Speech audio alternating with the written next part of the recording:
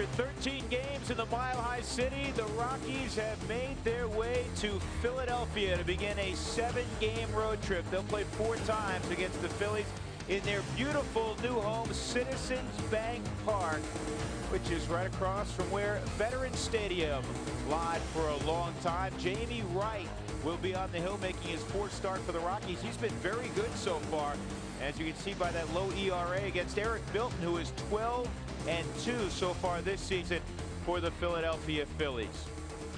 And good evening, everyone. Along with George Frazier, I'm Drew Goodman. The Philadelphia Phillies very much in the playoff picture, not only in the National League East, but also in the wild card race. It is. It's gotten very interesting in the wild card. But let's look at the East first and see where they stand with the Atlanta Braves, because they have 6 games remaining with the Braves. 4 in Atlanta, 2 here in Philadelphia. They trail at 5.5 back. Now, one thing that is interesting, 16 of their 19 games are against 500 teams or below that's coming up. You have Milwaukee, Colorado, and Houston in here to play. They're 10 games over, 29-19. How about the wild card, Drew? It is really tightened up with the Phillies, Giants, Padres, and Cubs right in the middle of the mix of this thing.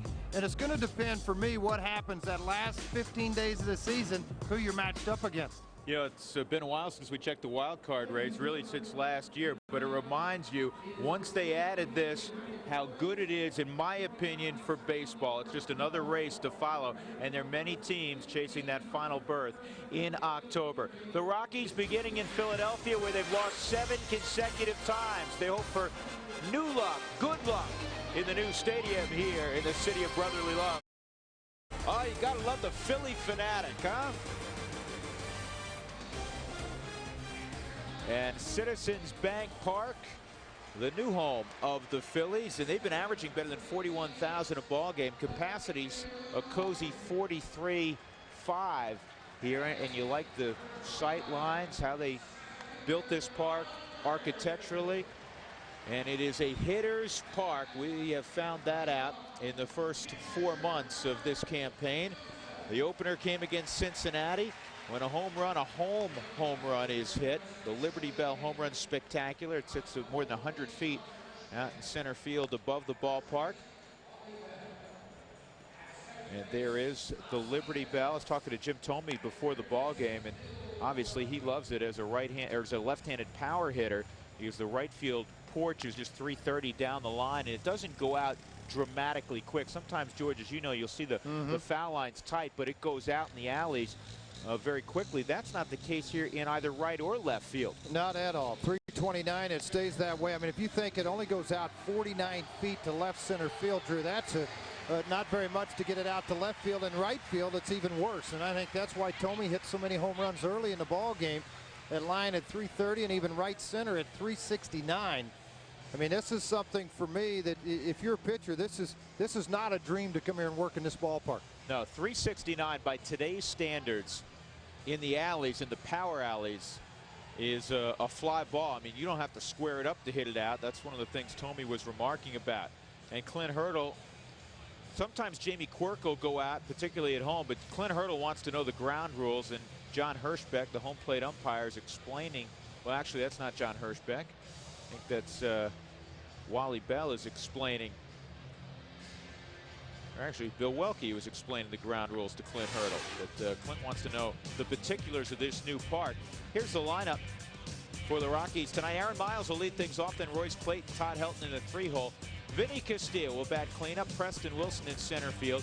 Matt Holliday is in left field. Charles Johnson and Luis Gonzalez, who swung the bat so well in the homestand, he gets a start in right field. Jeremy Burnett just needed a day off, and that's why he's out of there. And of course, Jamie Wright will bat 9th, all against Eric Milton, who has gotten a lot of run support this year because his ERA belies his record of 12-2 to a certain degree. Yeah, 4.80 earned run average. He likes to do this to right-handers. He'll work in a little bit with a fastball, and then he'll go soft away. Fastball and curveball to lefties. He doesn't use the slider that often to left-handers. Very rarely do you ever see him throw a changeup to a left-hander. Run support, Drew just mentioned that.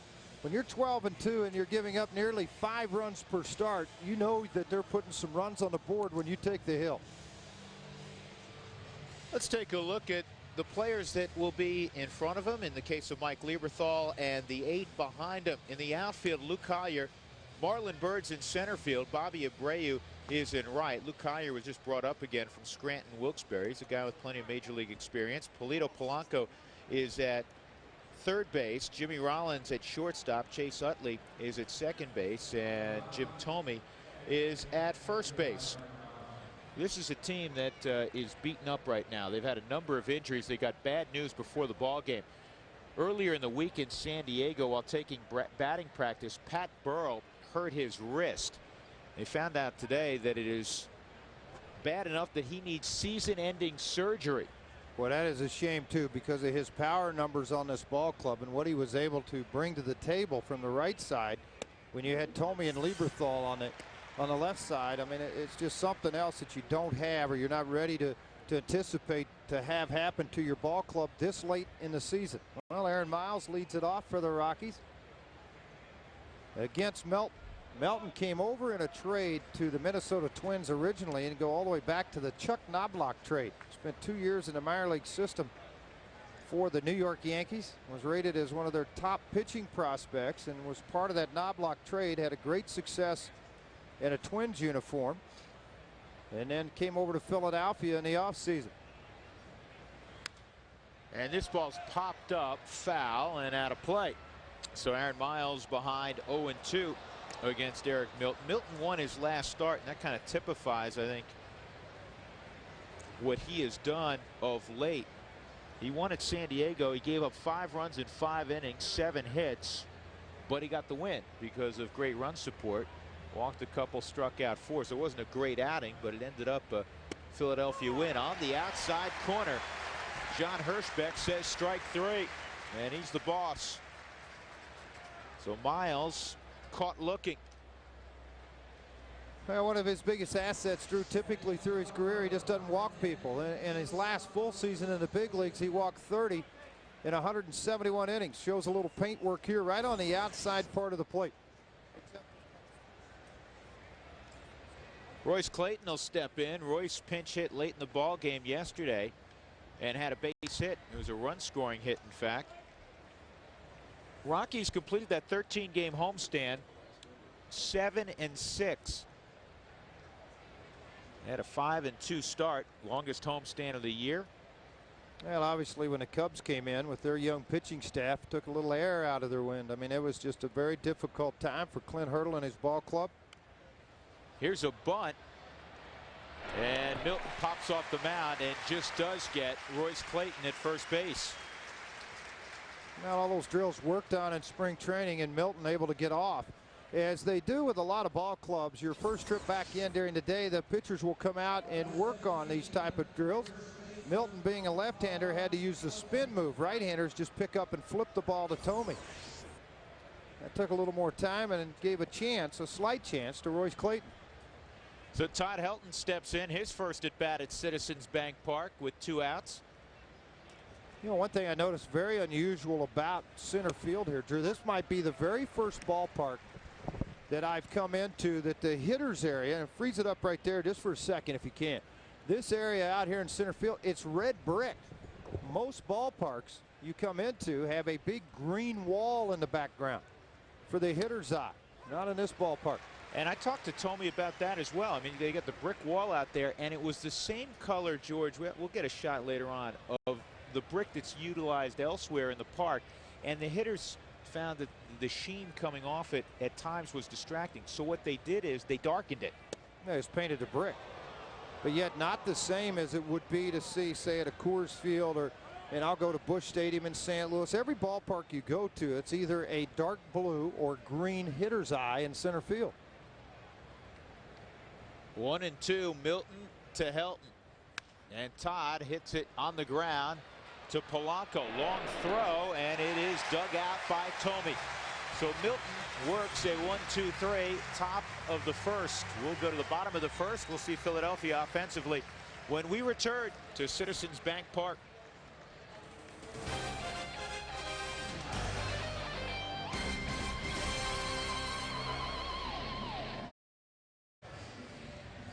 Well, there's Larry Boa, sporting a little goatee of late. And he's got the bubble gum going.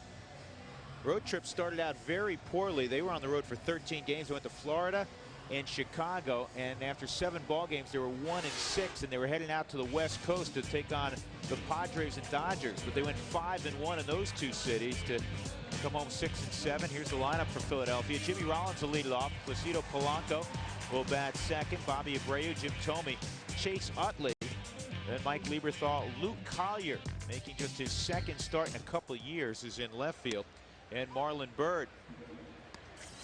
And the first pitch is in there tonight from Jamie Wright, making his 4th start for the Rockies in his return to Colorado. And if there's any room for improvement from Jamie Wright, if there is any, I would have to think it is his pitch count. To try to throw more strikes early in a ball game. In his 4 starts with the Rockies, he's averaged a little over 95 pitches per start, but he's not averaged the high innings. And I think that's something that the Rockies would like to see Jamie Wright do, is increase what he's done with his pitch count, but get more inning production out of it. Just averaging a little over 5 innings per start for Jamie Wright.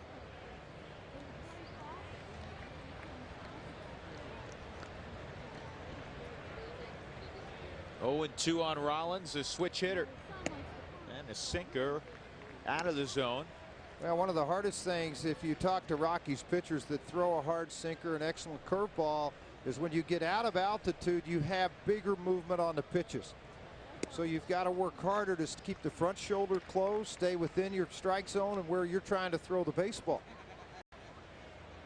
Big man, 6'6", 235 pounds, out of Oklahoma City, Oklahoma. And here's the 2-2 on Rollins, and he fights it off. Jimmy Rollins is from Northern California. He was a tremendous high school player, was on the All United States high school team, All USA high school baseball team. Guy who taught himself to switch hit when he was 9, playing with his buddies. He said, you know what? He used to play strikeout. There's a ground ball to Aaron Miles. And he said, I figured out when I was 9 that you get a better look from a right-handed pitcher from the left side. So I just turned around and would hit my buddies who threw right-handed from the left side. And why not? Hey, let's take a look at the Budweiser scouting report on Jamie Wright tonight. I think he has to rely on a sinker, Drew, and I think what's really important for him, he needs to cover first base. The speed guys on this team, they're going to pull his sinker. When it does, he's got to get a good break off the mound, and I think he needs to utilize his move, which is outstanding to first base with their speed. A lot of speed with Rollins. He's already handled him. 20 stolen bases. And a power hitter with a ton of speed, Bobby Abreu, 27 stolen bases. He's only been caught 1 time all year. He's in the on-deck circle to go with 33 home runs, or excuse me, 25 home runs. Yeah, we'll talk about Abreu more in a moment when he comes up there. It's 0-2 right now on Placido Polanco. There's Bobby getting ready. So they're without Pat Burrell. They're without David Bell tonight. He has back spasms. And this ball pulled down the left field line and deep. If it stays fair, it is gone. That is a home run. So Polanco gets Philadelphia on the board just inside the foul pole.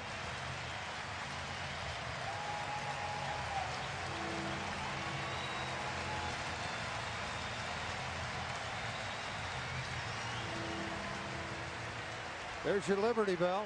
You hope it doesn't ring too many times tonight.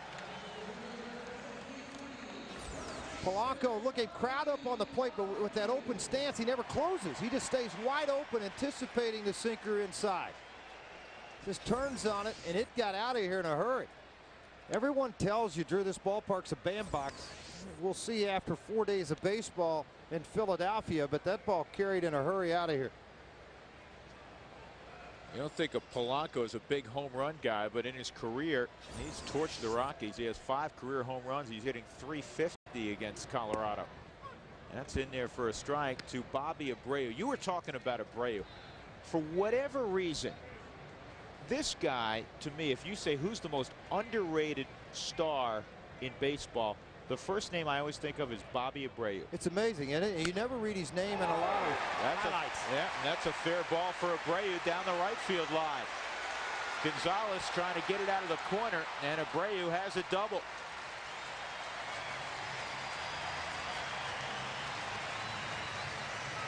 Well, defensively, when you have power hitting left-handed batters at the plate, and Abreu and Thome are both power hitters, even though you put a shift on, it's almost you have to rotate over farther on the right side, because typically they're going to pull this because of their bat speed. Up an inch on the bats, they have ball inside but up in the strike zone. Pulled right by Todd Helton and down into that corner. And for Gonzalez, Drew, he has to make sure that ball doesn't hit the corner and jet back out into the outfield area. And then he finally got down into the corner and got the baseball.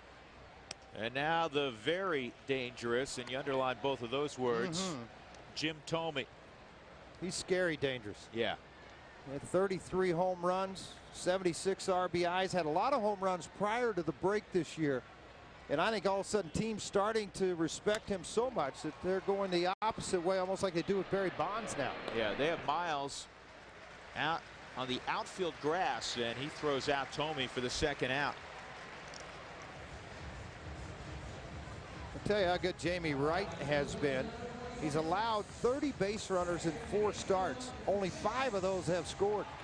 They are now 0 for 27 with runners in scoring position. It's really been remarkable. With runners on base, the opposition's 1 for 33. He has been so much better out of the stretch than when he's winding up. Opposition hitting over 500 when he's winding up. Well, I tell you what I think it is more than anything with Jamie Wright. He's so quiet on the mound. And the key for a sinker ball pitcher is that you don't want your back shoulder to drop to where you're throwing uphill. If you're a power pitcher, that's all right. But as a sinker ball guy, you want to think tall the whole time. You want to stay tall on the mound so you've got that good downward plane. If this back shoulder dips, then you've got a problem with it, because the ball flattens out and stays up into the strike zone. So when he's in the stretch, he's thinking quick to the plate, shoulders stay level, and he's on top of the baseball and really finishes out over the front leg.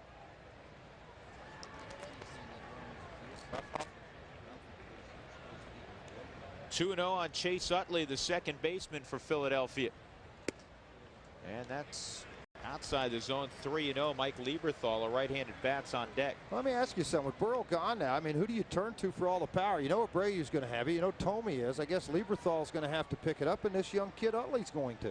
They may have to make a move. I guarantee Ed Wade, their general manager,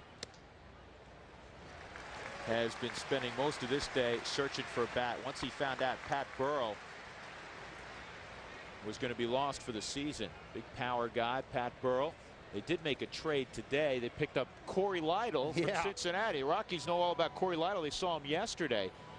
They traded a couple of minor leaguers to get Corey Lytle, and there is a chance Lytle may come back on 3 days rest and throw Thursday against Colorado again here at Citizens Bank Park. Let's take a look at the Rico defensive alignment for the Rockies. Matt Holliday, Preston Wilson, Luis Gonzalez, who started in yesterday's ballgame in the infield. He is in right field today. Castilla, Clayton's been just sensational defensively. Miles and Helton. Helton has just 2 errors.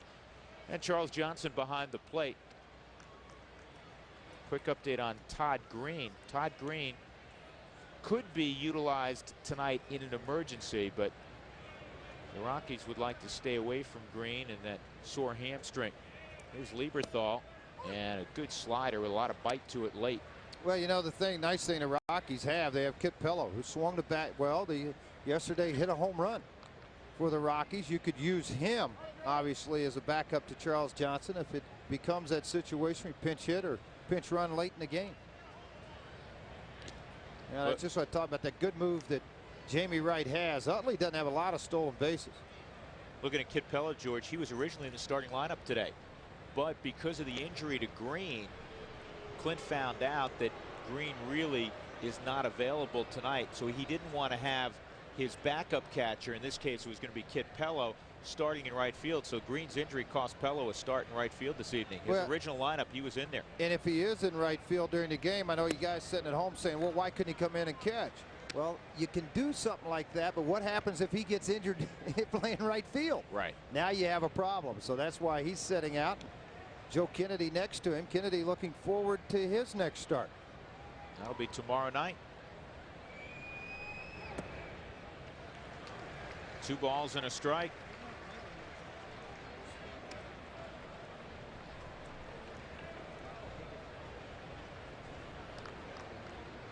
First and third, 1-0 Philadelphia. We're in the bottom of the first. Abreu's at third. He doubled On the ground out by Tomey, moved to third. Utley stays put, and that misses. It's 3-1. You put yourself into that fastball mode, but you can shorten the inning up if you're on top of that sinker, get a ground ball out. Lieberthal 4 for 11 with a home run in his career versus Jamie Wright.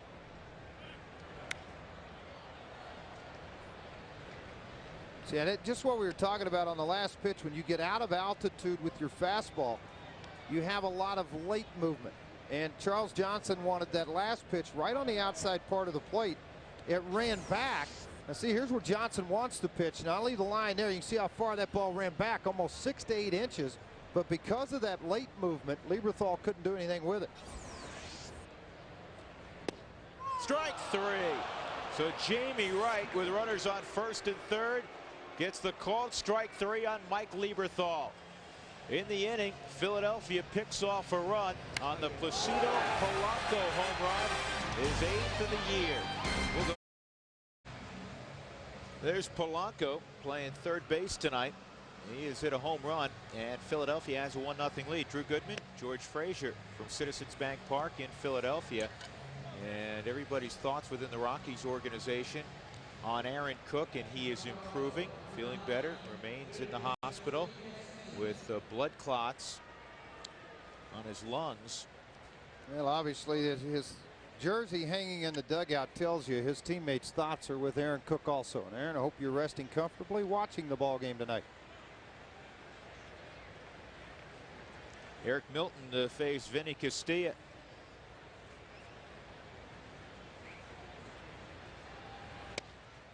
And strike 1. Yeah, there you start that hard in with that fastball, and just like the scouting report on him. Look at the numbers on Vinny. 23 home runs, 92 RBIs, average at 281 against Philadelphia, hitting above 400 this year. Big curveball. Milton's a 4-pitch pitcher. You know, the one thing about the scouting report, and I got this directly from Dwayne Espy and Rick Matthews, they say that what he likes to do to right-handers, hard fastball, slow hook, and a changeup away, but he refuses, or doesn't like to throw a changeup. Of the 80 changeups scouted by the Rockies, only one to a left-handed batter. That was to Brian Giles. Yep, Brian Giles of San Diego on this most recent road trip. So, you know, when you think that as a hitter, but yet his 4 pitches are major league caliber. This kid is 63 and 69 and 53 in his career. Wow, that strike 3. So John Hirschbeck has a decent sized zone tonight, and both teams will have to adjust. That is the 3rd time a hitter has seen a called strike 3, and we're just in the top of the 2nd inning. Well, Hirschbeck typically has a very good strike zone. Now, when you set up, see to Vinny, he thinks that ball's right there on the inside part of the plate, maybe even a little farther in. But because of the way that ball was received, it looked a lot like Bob Boone. Pull everything to the center of your body as a catcher and frame it inside your body, and you'll get a lot of pitches called for a strike. That's outside and away to Preston Wilson. I thought it'd be interesting to see what Philadelphia did with Preston Wilson. If you think back to the Cubs series and the Cincinnati series, they fed him a steady diet of fastballs in on his hands. The strikeout from Kerry Wood, the strikeout from Pryor, and then in Cincinnati yesterday, Lytle worked hard in. Well, both pitches so far have been away from Preston and 2 fastballs.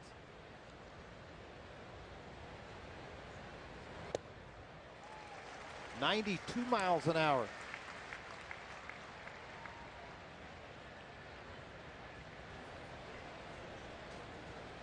See if he goes to the slow hook, as he did to Vinny Castilla on strike 2. It doesn't look that way. Looks like he's going down and away. And 93 miles an hour with the heater. And Wilson doesn't catch up to it.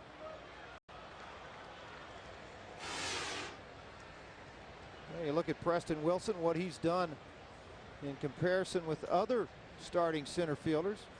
Yeah, this is what he's done for the Rockies. A record of 24 and 19. You know, I think that graphic has more to do with the fact that he came back at the same time that Larry Walker basically came back, and you added both of those guys to the lineup at the same time. The Rockies clearly a better team when you have Preston and now the recently departed Larry Walker out there, because Jeremy Burnitz did a great job in center field. Well, he did a tremendous job in center field, but let's not forget either, the starting pitching got a lot better too when those two guys came back, because of the defense in the outfield. They knew, I mean, the gaps were being covered. You had the bats, the runs are going to be scored.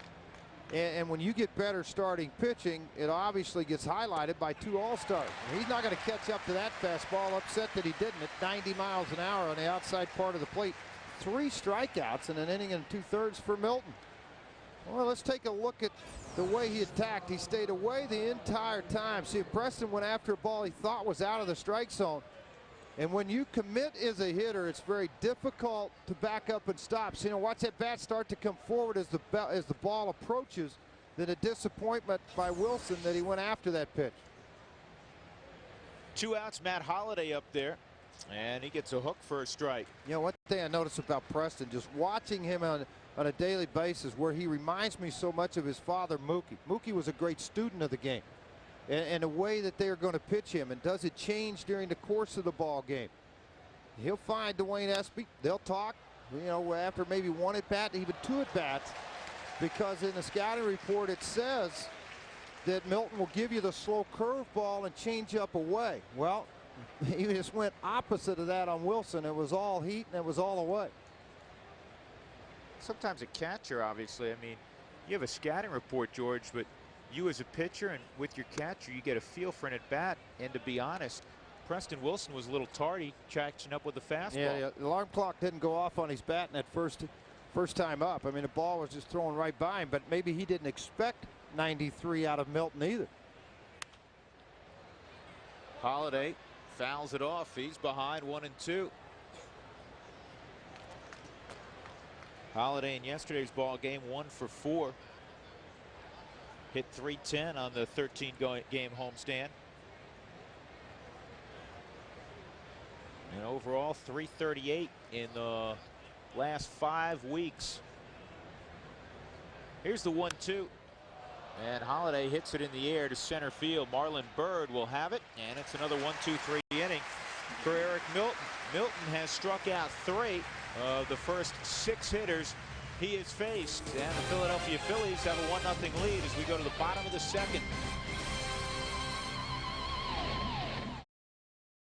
Jamie Wright set to go in the bottom of the 2nd inning, and the first man he'll face, the 7-hole hitter for the Phillies, Lou Collier, playing left field. Guy's been around for a while. His last start before yesterday's ball game in LA, he got a start in left field. His last start in the big leagues was with Montreal in 2002, and it came against the Colorado Rockies. So he's battled back to get to the big leagues, and he was warmly received by several former teammates. Jeremy Burnitz gave him a big hug. Mark Sweeney gave him a big hug before the ball game. Collier's at a Triton Junior College in Illinois, and he hits it sharply off the bag. Base hit down the right field line, and he'll have to put on the brakes because Luis Gonzalez got there in a hurry. Nice job by Gonzalez in right field to hold Collier to a single. And 2 of those hits now, the double by Abreu down the line, and now this base hit by Collier down and away from him. And look at this ball, just looked like he hit right on the edge of the bag and then kicked down into center field. Nice job by Gonzalez. Look at him get over there. Collier's thinking, you know what, this ball gets into the corner, I might have an opportunity for 3. And he hauled out of the box, because if that ball gets and starts rolling around down in the corner, anything can play into it. Here's Marlon Byrd. And a swing and a miss, strike 1. I mentioned Triton Junior College. You played with the most famous graduate of Triton Junior College in Illinois. Lou Collier went to Triton. Okay, who else? Kirby Puckett. All right. The Puckster. And Johnson, nice job blocking the baseball, shifting out, and keeping it in front. Really nice block. And that was a difficult pitch to do it on. A slider down and away, and it started on the outside part of the plate and moved almost a foot, 1.5 feet away from Johnson.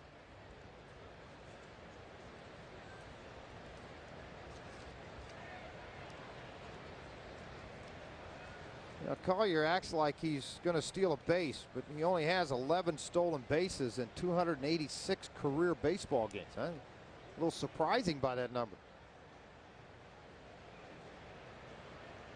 Well, I would agree. That is a little surprising because Collier can run.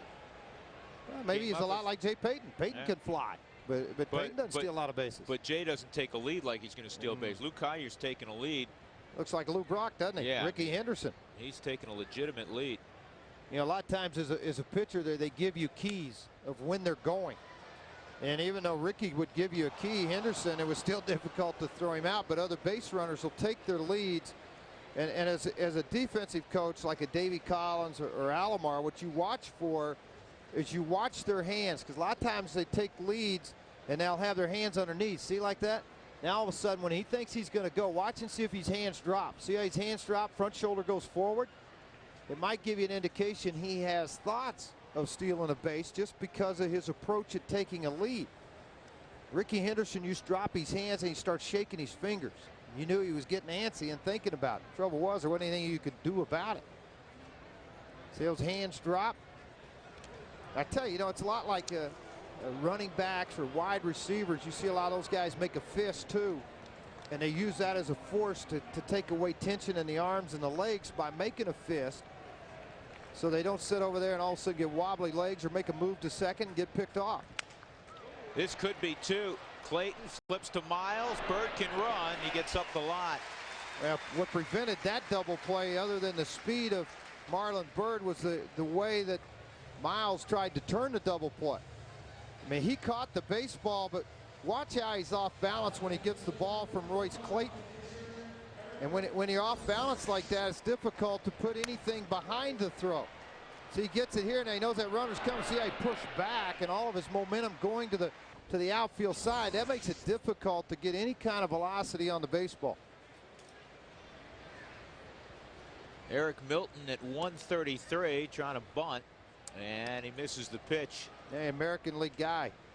Difficult to figure this out. I mean, you look at his average. He is 6 for 45, but 23 strikeouts out of those 45. And John Vukovich, the longtime third base coach, played for the Phillies. Then he went over to the Chicago Cubs for a while when they cleaned house over there. He's been in Philadelphia ever since. That's the true grumpy in baseball. That's game face Vuk every day, huh? You would know. He is something else. It's 0-2 on Milton. He and Larry Bowa have been together for a long, long time. And speaking of Larry Bowa, it seems like every year there's speculation that Bowa will be given his walking papers any day, and the speculation arose again in Chicago after they started that last trip 1-6. But Ed Wade said, hey, Larry Bowa, I expect will be around at the end of the year. Those remarks coming after they finished the trip 5-1. Well, Larry Bowa is a guy that's fiery. He's always been underrated. Vukovich was a guy that couldn't hit home runs, couldn't swing the bat very well, but he was a guy that played a heck of a lot at third base. But Larry Bowa, because of his size, his demeanor, he's had to be fiery, play the game hard. He played with Pete Rose here, hit first slides, always presented the tough guy image. And he wants his players to win, and sometimes the way he tries to get that across to players, it's not the best way to handle it. Young kids can't accept that type of treatment from a manager. Jimmy Rollins swings and misses, and again Charles Johnson keeps the ball in front. You look up and down this Phillies lineup, they may be missing David Bell and Pat Burrell, but they have a lot of guys that can run. You talked about Bobby Abreu, who's been caught just once this year, 27 of 28 in bags. Jimmy Rollins is 20 of 24. Marlon Byrd, who's on first, can run. Luke Collier can run.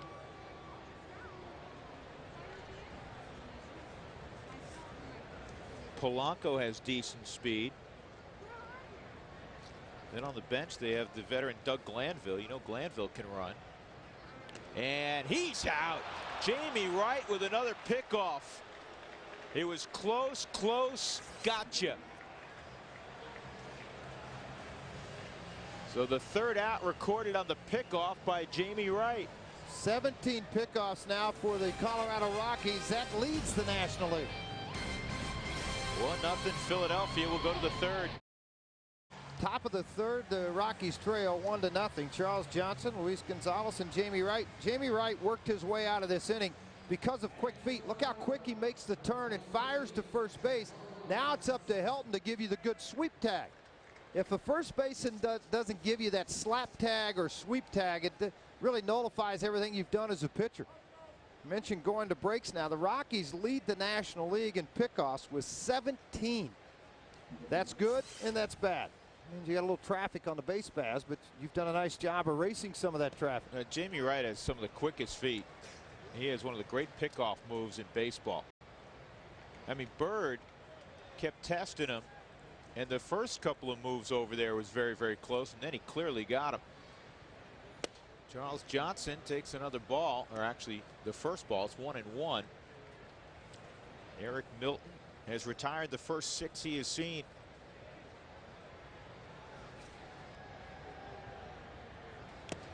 And swung on and missed. 1-2. Now, talking to Clint Hurdle before the ball game, Clint said, "You know what? I'm not going to miss Veterans Park." He said, "I've never been there as a manager and had an opportunity to shake anybody's hand after the ball game." The Rockies have lost 7 in a row in Philadelphia, and the last 6 at Veterans Stadium with Clint Hurdle as the manager. He said, "You know, I was going to give that wrecking ball a push." A lot of guys wanted to. I tell you, there's a lot of outfielders that wanted to. That outfield turf, because the Eagles played there also, it had gaps in it. I mean, you would actually see cement in between where the carpet was supposed to meet. That's how bad it had gotten, because you're tearing the walls down, you're rotating stuff around all the time to set up for football in the fall, then back to baseball. One of the cookie cutter ballparks that had been built in the 70s to accommodate football, baseball. There's a great line from a former, I don't know if it was a sports writer or broadcaster. Here's Luis Gonzalez, ball 1. He said, "You know, when I'm at Veterans Stadium, I don't know if I'm at Busch Stadium, Veterans Stadium, or Three River Park." They all look alike. They were all out of the same mold. You bet. The dugouts look the same. Playing surface, the way the stadiums were shaped. And this ball's popped up. Third baseman Polanco calling, and he'll have this out. Well, that was one of those pop flies nobody wants. It was up there for a while. So Eric Milton's cruising right now, and Jamie Wright will take his turn. Philadelphia a year ago went 86 and 76. The only time they were the last one standing in baseball was 1980, and that was a team that featured Pete Rose and Larry Boa. Mike Schmidt, of course. Well, don't forget, they had the power. Greg Luzinski in left field, the bull. Yep. Maddox in center field. Steve Carlton. And Ralph Kiner had the line. 2/3 of the world is covered by water. 1/3 covered by Gary Maddox. And he, you know what? He wasn't far from it. What a great center fielder. And you know, you don't really hear a lot about it because he didn't hit a lot of home runs. He didn't drive in a lot of runs. He just did what he's supposed to do, and that's cover a lot of ground. Well, the Rockies will have to put the first 3 innings offensively behind them, because they were 0 for 9. And tonight on IMAX, Unlucky Penny. In reference to Brad Penny. He hurt his arm yesterday against these Philadelphia Phillies.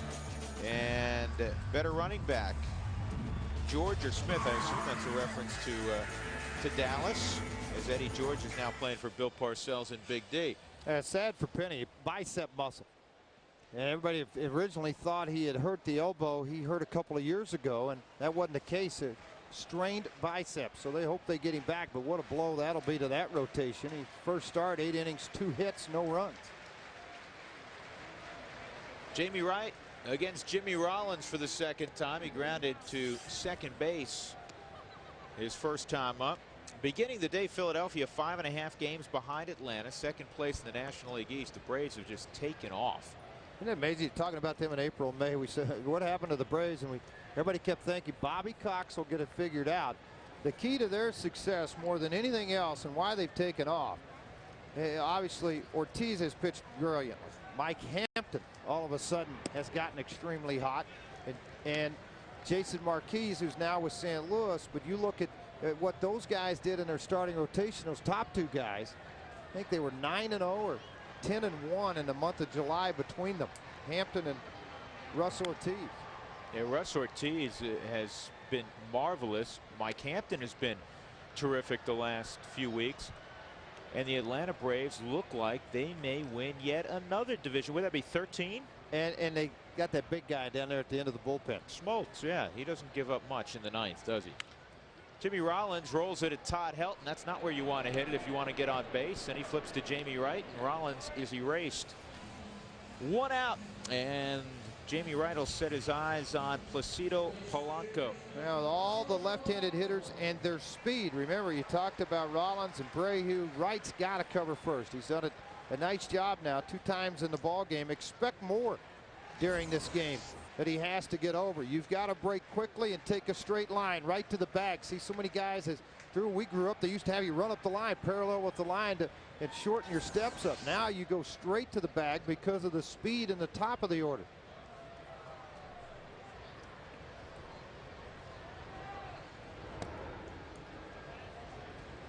Ball 1 on Polanco. He's responsible for the only run on the board. He hit a home run to left right down the line. Hit it pretty well.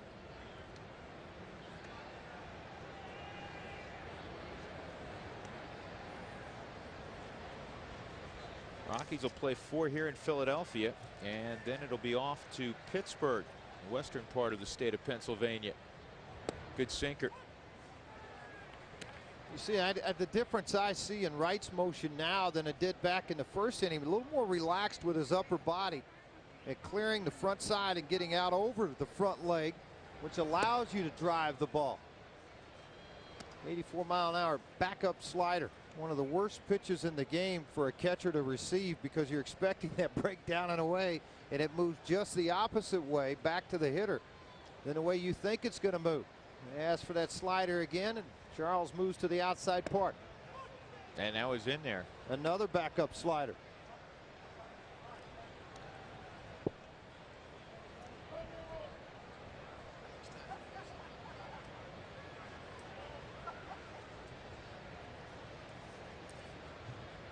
Here's the 2-2. Slowly hit. Tough chance for Vinny. Safe. Good play by Castilla. Polanco just beat it with his legs. Well, for a guy that, you know, doesn't play as often because of David Bell, he has great speed. You got to respect that. The ball wasn't hit hard enough to get anywhere. You got to play it that way. 9 for 23 now versus Jamie Wright. You got to come get it, make the play, and Vinny does that better than anyone. He just couldn't complete it here. Stride right at the very end. That lunge at the bag enabled him to beat that out. So Polanco's at first base, and here's Bobby Abreu, who pulled a double down the right field line, his first time up.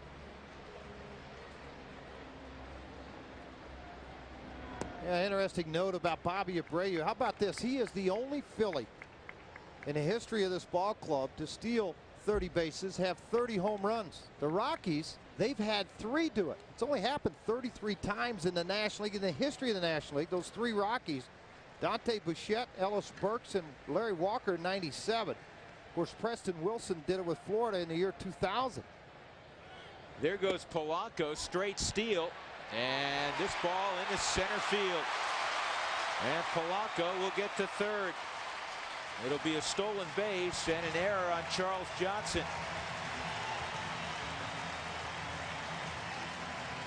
5 stolen bases now for Polanco. As a catcher, if you don't stay behind the baseball, you're going to create some late movement in it. I think that's what happened to Charles because of this baseball tailed at the very end away from Royce Clayton. And then Miles, see Miles coming late. See that ball tailed almost a foot and a half. Miles moved late to back that play up because you've got to stay in your position longer with the left-handed bat up. Charles here just trying to pull that ball back in. Rockies bring the infield in. Abreu, shallow pop. Polanco won't even tag. Well, how about Jamie Wright? If he is able to get out of this situation without allowing the run to score with men in scoring position. At one point he was 0 for 27. He would be 0 for 29 now if he can prevent this run from third from coming in, and it's not going to be easy with Tomey at the plate. No, that's remarkable. The stretch he is on, out of the stretch, if you will. Jamie Wright in his 4th start since coming back to the big leagues. Rockies had a need. He was pitching in the minor leagues with the Kansas City Royals. The AAA level. Here's Tomey. Tomey grounded to second. His first time up. You know, the 30-30 conversation got me thinking about Mike Schmidt, Michael Jack Schmidt, who could run in his day. Well, he did it for a year, and he had, what, 174 bags in 20 years, and then the power took over, and everybody wanted to see him leave the yard all the time. Sure. Which he hit over 500 home runs. Right. And this is a guy that got much stronger and bigger late in his career. He came close once. 1975, swung on and missed. 38 home runs, 29 stolen bases. Of course, 548 home runs all time. Managing right now in the rookie league for the Philadelphia Phillies in Clearwater. He wanted to get a taste of leading a ball club, and fortunate I got to see him for a little while at the All-Star break. And one thing that he said was, he goes, you know what, managing it ain't easy as I thought. You got to have pretty good players. And I said, yeah, you can make all the decisions you want, but if you don't have the players that can execute them, then you're not going to be a very good manager. 2 balls and a strike on Jim Tomey. For whatever reason, he has never hit well against the Rockies. Swung on and missed again. Just a 152 average against the Rockies. 7 for 46. Go figure.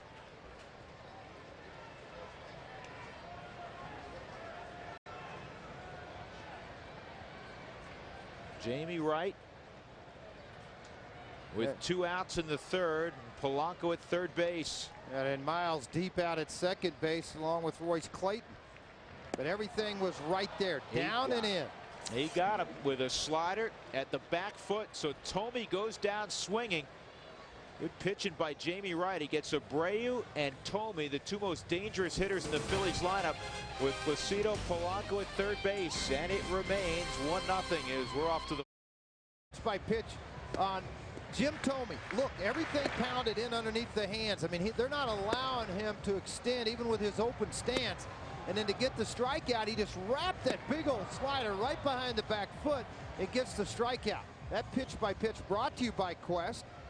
Jim Tomey with a runner at 3rd, and now Jamie Wright with runners in scoring position. The opposition 0 for 29. That is unbelievable. Well, why not appeal to the commissioner's office? Say when Jamie Wright's on the hill, we'll let you have a guy at 2nd base. Yeah. By the way, nobody is supposed to say this. Milton does have a no-hitter. Trying to jinx him early, huh? Get it over. It's the 3rd inning. I mean, you know, through 3 innings, a no-hitter. He's got 4 punch-outs in the ball game, 5 strikeouts, excuse me, in the ball. 4 strikeouts in the ball game. My bifocals are deceiving me again. So, you know, you just got to kind of do what the Philly fanatic does. Put the whammy on him and get a base hit here. Aaron Miles was caught looking his first time up, 1-1. And he fouls it back. This ballpark's gorgeous. Big crowd tonight. You know what I like about it? The sight lines. I mean, isn't that nice? From home plate, you look out. If you're up in the air, you can't see it if you're where Aaron Miles is, obviously, but the city of Philadelphia in the background. Great skyline. You know, a lot of the new ballparks have been patterned after each other, and looking at this ballpark, it's tough to say. I may have a play, Nap.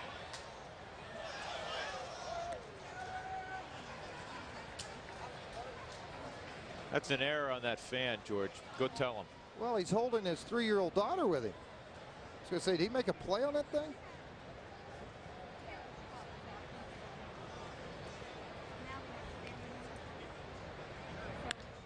This ball is up the middle. Rollins grabs it and throws him out. What a play by Jimmy Rollins.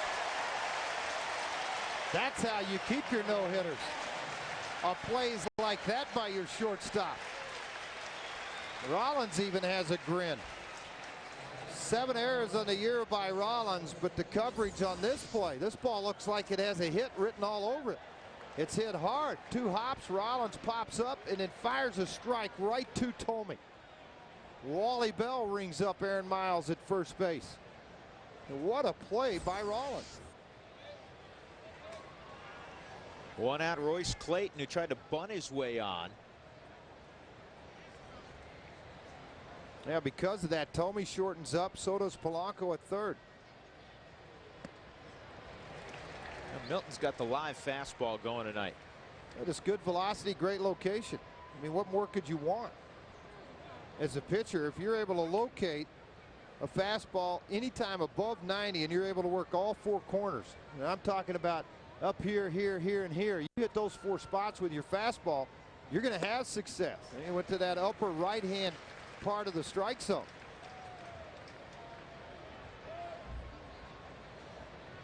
One ball and 2 strikes on Clayton. Jimmy may have watched Royce play shortstop growing up in the Bay Area. You know what? The thing about Royce, he's had some times where he didn't swing the bat well, but yet it never affected, as a veteran player, he's learned it never affected his defense or his leadership, not only in the locker room, but in the dugout. And when you hear teammates talk about Royce Clayton, that's one thing you hear from them, is his leadership ability inside the locker room. He does it in a very quiet manner.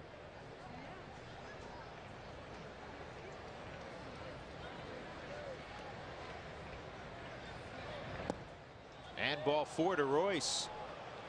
Let's go back and look at that play. That was a pretty nice play by Rollins, Drew, because of where he had to throw the baseball from. 3 or 4 feet onto the outfield grass by the time his momentum stopped. And to be able to stay right behind the baseball, and you see there wasn't a lot of tail on that ball. That ball stayed pretty straight to Thome. That tells you the arm strength of Rollins at shortstop. Hilton hit the ball to the third baseman Polanco on the ground his first time up. Rockies with their first base runner, and this is topped at second base. The tag there and the play to first, double play. So through 4 innings, Eric Milton has faced the minimum. The only run on a Polanco home run that came back in the first.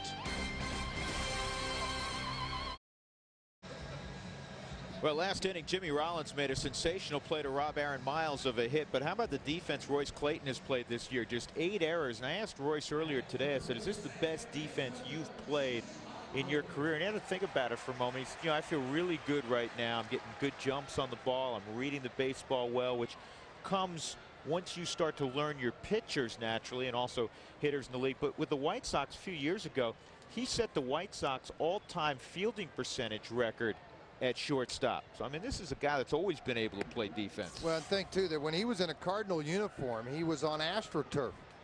When Ozzie Smith decided to retire, then they flipped later to dirt, obviously, and grass. But that even made it more difficult to play shortstop. And to think what he did with the White Sox, they had a pretty good shortstop there named Ozzie Guillen, who manages them now. He was a wizard with the glove himself. Yeah, the year that he set the record for the White Sox, the only shortstop in the American League who had a better fielding percentage, that was 2001, was Omar Vizquel. Well, Omar Vizquel's in a league by himself defensively. He's been the Wizard of Oz in the American League for the past, what, 15 years now. You know, they talked about an awful lot about him being traded from the Indians at the trading deadline because the different ball clubs were looking for a shortstop. But Cleveland has played well. They enter tonight's play 57 and 55, just 6 games out in the American League Central. Boy, how you like Hirschbeck's strike zone tonight? Pretty good, huh? If you're a pitcher. If you're a pitcher, you love it. 2-2. If you're Chase Utley, you're not so fond of it right now. Well, this umpiring crew, when you looked at scheduling it as a pitcher, even though I've been retired a long time, every time you come to the ballpark, you look at the umpiring crew who's here. And this crew particularly, with Hirschbeck behind the plate, Wally Bell, Laz Diaz, and Bill Wilkie. This is a veteran crew that hustles. They like the game. They work at the game. And Laz Diaz is one of the very good young umpires in baseball. He's at second base tonight. Baseball won't say this, but if you watch over the course of the season, Johnson didn't even see that ball. You know what? You look and see, you get games, teams that are in the divisional races. Look at the umpires. It's usually a veteran crew who's been in doing the work. One out as Vinny handles that pop-up. Jamie Wright will work to Mike Lieberthal next. This gives us an opportunity to tell you that the Broncos are coming to Fox Sports Net. The Broncos-Bills Sunday. That's next Sunday, and you can catch the action at 10:30 p.m. right here on FSN Rocky Mountain. This ball's hit well, but on the edge of the track, Luis Gonzalez pulls it in. Mike Lieberthal's retired. That's a second out in the fourth inning. Well, you hope for Jamie Wright, too. You have a kind of a consistent inning here to where you're not having a lot of difficulty with traffic on the base path. And the only reason I say that is his pitch count got extended in the first and third innings, shortened up in the second, very short here in the fourth inning. Milton had only thrown 49 pitches through 4 innings. Jamie Wright's next pitch will be his 59th. So Luke Collier, who was just called up a couple of days ago from Scranton Wilkes-Barre when Pat Burrow went on the disabled list, takes ball one. Boy, what a loss that is for this ball club. They're They're going to have to find somebody, and I would think Ed Wade will make another deal if he can. Well, you look at Burrow's numbers: 263, 18 home runs, 68 RBIs. Remember last year he was hitting in the low 200s most of the year after having a terrific season 2 years ago. But he's got the stroke back. The average is up. And he, when he catches him, can hit him as far as anybody, talking about Pat Burrow. But he is done till 2005 with a wrist injury. He'll have surgery this week. Here's the 1-1 to Collier on the outside corner. See Charles Johnson frame that and bring it back a little bit. And there's Burrow. Well, one thing Charles Johnson has done a nice job of too, Drew, is he's starting, because of these sinker ball pitchers, he's had to get closer up underneath that was the hitter's farther. Nasty slider. And Johnson will throw to Helton, and Wright with a dominant inning in the fourth. Well, Jamie Wright's on his game. Eric Milton is really on his. 1-0. The Philadelphia Phillies still lead the Colorado Rockies, top of the fifth. This is something that Charles Johnson has worked on and gotten better at. Jamie Quirk has talked to him. You've got to get up underneath the hitters a little bit more. The reason why you have so many sinker balls throwing a ball here than diving. Well, if you set back here and receive the baseball, obviously it's not going to work. So see how Charles gets himself a little closer. Before he was here, now he's here. So when the curveball comes in, it makes it real easy for Charles Johnson, easier I should say, to keep the ball out in front and utilize his bare hand to keep control of the baseball and then throw to first. That was a nice job by Charles Johnson. 86 degrees at game time. CJ's going to have to keep the fluids in the body this afternoon or this evening because it is warm in Philadelphia, as you'd expect in August. Vinny Castilla, strike one. Vinny caught looking his first time up since the All-Star break, hitting .313 with 7 home runs. Yeah, when everybody keeps saying it's going to decline, when's that going to happen? Not. I haven't seen it in the last 6 years from Vinny Castilla. Bat speed still there. Still has tremendous leather at third base. This pop-up may come down tonight, may come down tomorrow. Finally, Jim Thome underneath. That thing was above the stadium. How about Jim Thome? Remember in Colorado earlier in the year? Two pop flies back-to-back popped right out of his glove. In foul territory. Yeah, not here. I mean, you just got to come in and clear the pass and get everybody out of there. See, Lieberthal doesn't hear him yet. And right at the last second, Thome's going to let him know he's got it, stay under it. And look how he squared his body up, too. I mean, he really got wide, set up underneath of it. Much easier angle for him to come get the baseball than it is for Lieberthal. Wilson steps in. And Preston had a good pass through the zone there. Jim Thome, you just mentioned, that he was yelling to get people out of the way. It doesn't matter. So he could yell or he could just run them over. Well, he is a big man. As big as he is. That's right. Let's see what Preston Wilson learned in that first at bat. Everything was fed away, and it was all fastballs. First pitch, fastball away. Well, he took something off of that pitch, 78-mile-an-hour changeup. Now you see, as a hitter, you walk away just shaking your head. Oh, man. He gave me nothing but fastballs away, pinpoint control in the first at bat, struck me out. Now he's got me 0-2 with a fastball changeup.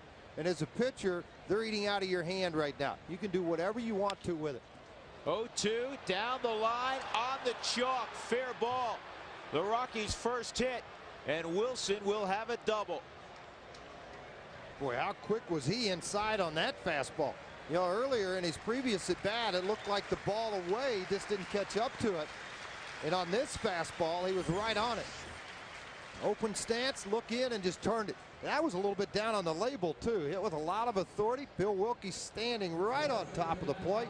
Saw it hit the line, and you know what? Preston would have got a little bit more, but the guard didn't pick his stool up down there, Drew, and the ball hit the stool and stopped. Preston able to jog into second base. The hometown guard. Well, I mean, you typically the guys at Coors Field and other ballparks you go to, they pick up that stool when they start to run. This ball actually hit on that stool right here where this guy's sitting down on the corner, and the ball stopped. Matt Holliday flew to center field his first time up. Chance for the Rockies to tie the game against Eric Milton. We're in the fifth.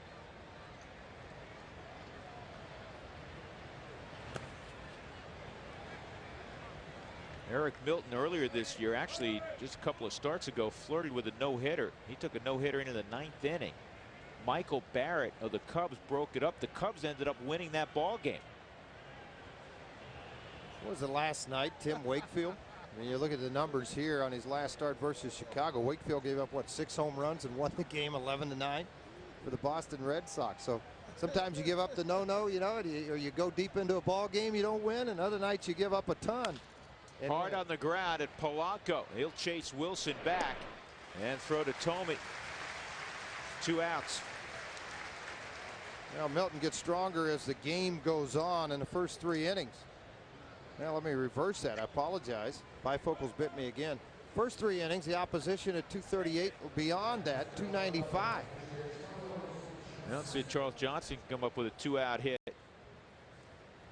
CJ fouled out to the third baseman Polanco his first time up. If you ask him, he'd probably tell you just missed that pitch too. He skied it very, very high, and then you see that. This tells you got a little bit on the hands and a little too much uppercut.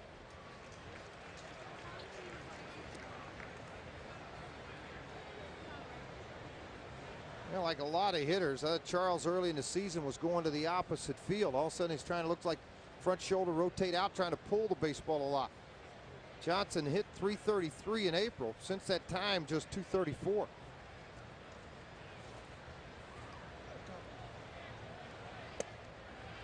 And Johnson behind now. 0-2. Well, there's a truism in baseball, and that is, if you've been around a while, you will always find the numbers that you've established. Charles Johnson in his career is a 246 hitter. He's hitting 252 coming into the ball game tonight. Well, I'll say something else. Because of the position that he plays, the catching position, that if you look at all catchers late in the year, their averages have a tendency to drop because of the wear and tear of the position. Well, the good news is the Rockies finally got a hit off of Milton, the double. The bad news is they couldn't cash it in. 1-0 Philadelphia, middle of 5. Colorado Rockies baseball on FSN is brought to you by Rico. How well do you print, copy, scan, fax? How well do you share? By Rocky Mountain Cold Coors Light. Cold down easy. By Davidson's Liquors, located at County Line and Holly. And by Geico, a 15-minute phone call could save you 15% on your car insurance. Marlon Byrd steps in. Strike 1 from Jamie Wright. Byrd hit into a fielder's choice his first time up. Started the year hitting below 240 and was sent down to Scranton Wilkes-Barre for about 5 weeks. Nice play by Vinny. You mentioned first pitch strike for Jamie Wright, 10 of 17 now for Wright. You work ahead in the count, allows you to utilize the hard slider, which he has, and Vinny Castillas, he gets the top of this sinker. Vinny able to come over. Look where he was. He's playing more up the middle, so it made the throw even that more difficult because of the momentum that was taking him into the foul territory side when he threw that baseball. Eric Milton takes the ball. The thing that is always amazing to me about Vinny Castilla, I mean, he has very soft hands. He has a shortstop's hands, which he was at third base. But from any angle, Vinny Castilla will hit Todd Helton in the chest. Yeah, the most accurate arm watching Vinny Castilla, the top two for me than in the last 10 years. Vinny Castilla from third base, Vinny Castilla and Jeff Cirillo. Both of those guys were like automatic. Now Vinny's biggest attribute, he comes in on the ball better than Cirillo did. And actually on his glove side does a nice job with the baseball. Eric Milton takes a big hack, doesn't get any baseball. You know, with Castilla, it's like sitting over there in a rocking chair at first base if you're Todd Helton. You don't have to worry about scooping a whole lot of baseball. And on the rare occasion that Vinny throws the ball low or anybody throws the ball low, Helton's going to scoop it up anyhow. How about that, to have a gold glove sitting over at first base, Todd Helton? That makes the rest of your infield that much better.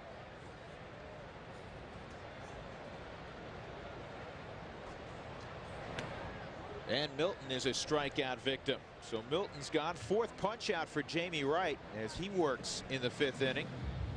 They're hooked up in a pitcher's duel here tonight. Right on top of his game. He's retired 7 in a row.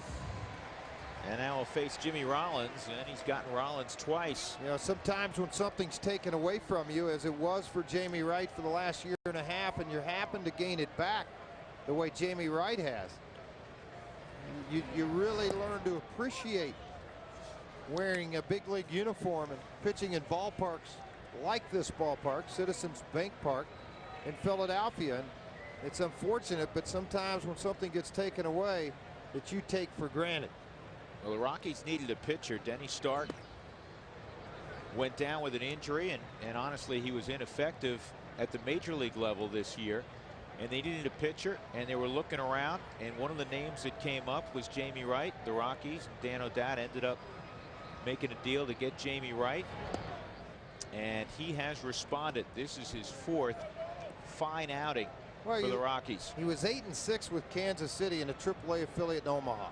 Kansas City is 39-70, and they didn't bring Jamie Wright to the big leagues. It was nice they gave the Rockies a chance to get Jamie Wright, and then he's just seized the opportunity. Yeah, I mean, obviously they had no interest because they said, okay, we'll let you go so you can sign at the major league level with the Colorado Rockies. But I was thinking the same thing when it happened. I said, if Jamie Wright, after his first couple starts, Kansas City couldn't have used Jamie Wright? Well, that's what I'm thinking. And he was 8-6 at the time. One of the few winning records even for their AAA team.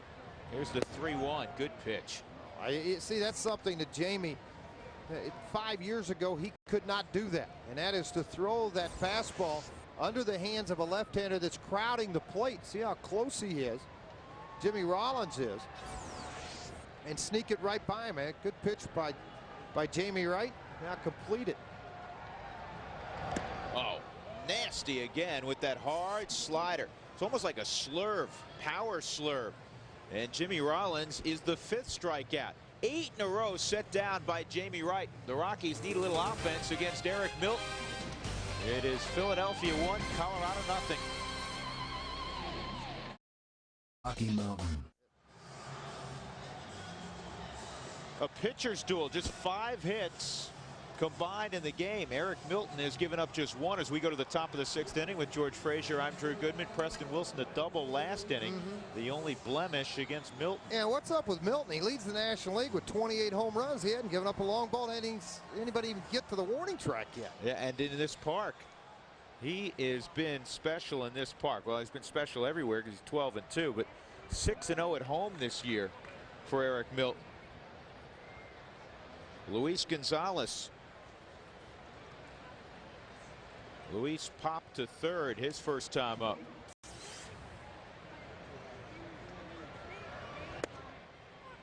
He's been pounding the zone with that fastball. He's worked ahead of hitters the entire night. Rockies are trying to win their 4th straight game on the road. Remember, in July they went 9-3. Coming off a sweep down in Phoenix of the Arizona Diamondbacks.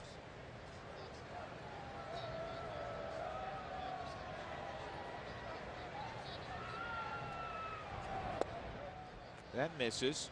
1-1. So Luis Gonzalez in the lineup, Matt Holliday in the lineup, Aaron Miles in the lineup. 3 rookies.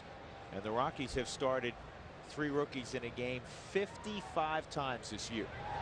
Yeah, you know, a lot of pitchers, Drew, they get to the on-deck circle. You get to the 6th inning, you're a little bit tired. You're thinking about what's going on. Jamie Wright's over talking to Clint Hurdle. You know, if he doesn't get on, what do you think he's going to come with? You going to give me a fastball? What's he going to do for me? You know, let me have a towel. I want to dry my arms off a little bit. I want to get ready for this. Every pitch that's been thrown so far for Jamie Wright to Gonzalez, Wright stood up there as if he's hitting in the on-deck circle. I mean, a lot of pitchers sit down in the dugout late in the game, conserve a little energy. Wright hadn't got a hit all year yet.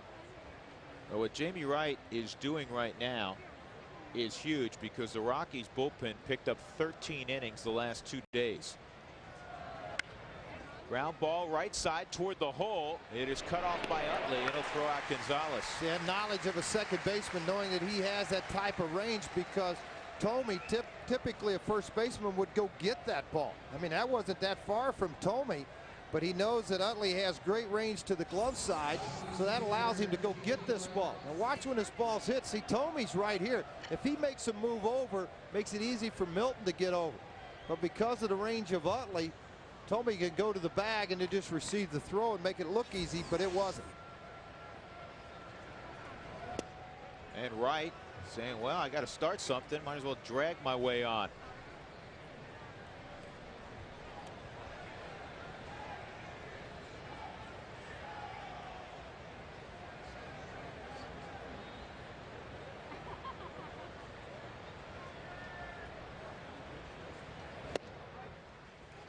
.92-mile-an-hour fastball.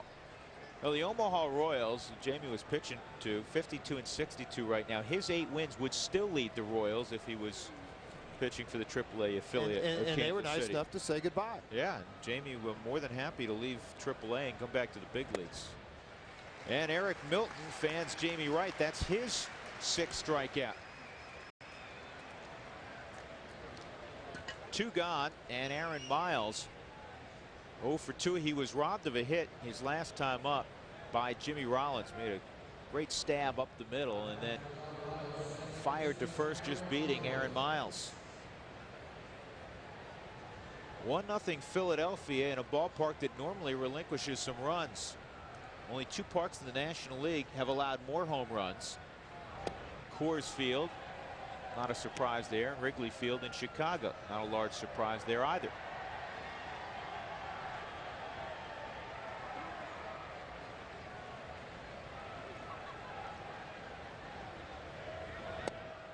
Two 2-0 on Miles.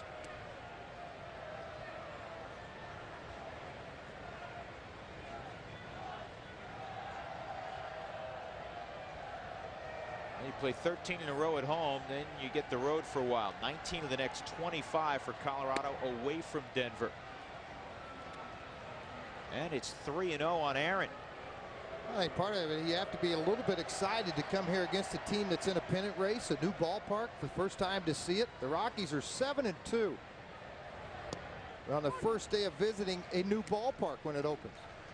Or I should say new to them. Well, they come in on a series. The Rockies came to be in 1993. Since that time, of the 16 teams in the National League, now 10 have built new stadiums, or in the case of the Arizona Diamondbacks, they started in the same stadium, Bank One Ballpark. So 10 stadiums since the Rockies came in are brand new. And the first game at the ballpark for the Rockies have been good news. 7-2, as George mentioned. Petco this year they won. Last year, first look at Great American in Cincinnati, that was a W. Miller Park, same deal. Well, I can tell you one thing I'm not looking forward to is broadcasting in Pittsburgh, where you sit on the roof. That's tough looking down out of that broadcast booth in Pittsburgh. It's very high. You feel like you're doing a football game, because typically football press boxes are much higher than baseball press boxes. But Other than our inconvenience, it's a very pretty car. Oh, it's gorgeous. And nobody cares about our inconvenience. So, well, you and I do, but other than that, that's about it. That's about it. Aaron Miles at first base. And a 1-0 count on Clayton. Rockies have had 3 base runners. Clayton, he was erased on a double play in the 4th after walking. Miles now, and Wilson with the double last inning.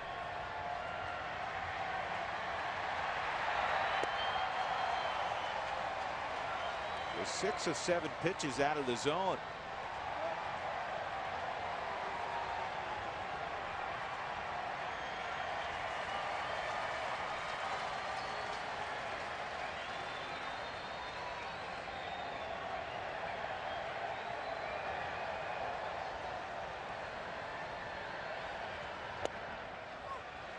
A lot of managers sit back on the bench and watch a game and let it flow. You see shots of Joe Torre all the time, surrounded by his lieutenants. Larry Bowa, Clint Hurdle, they're up there on every pitch.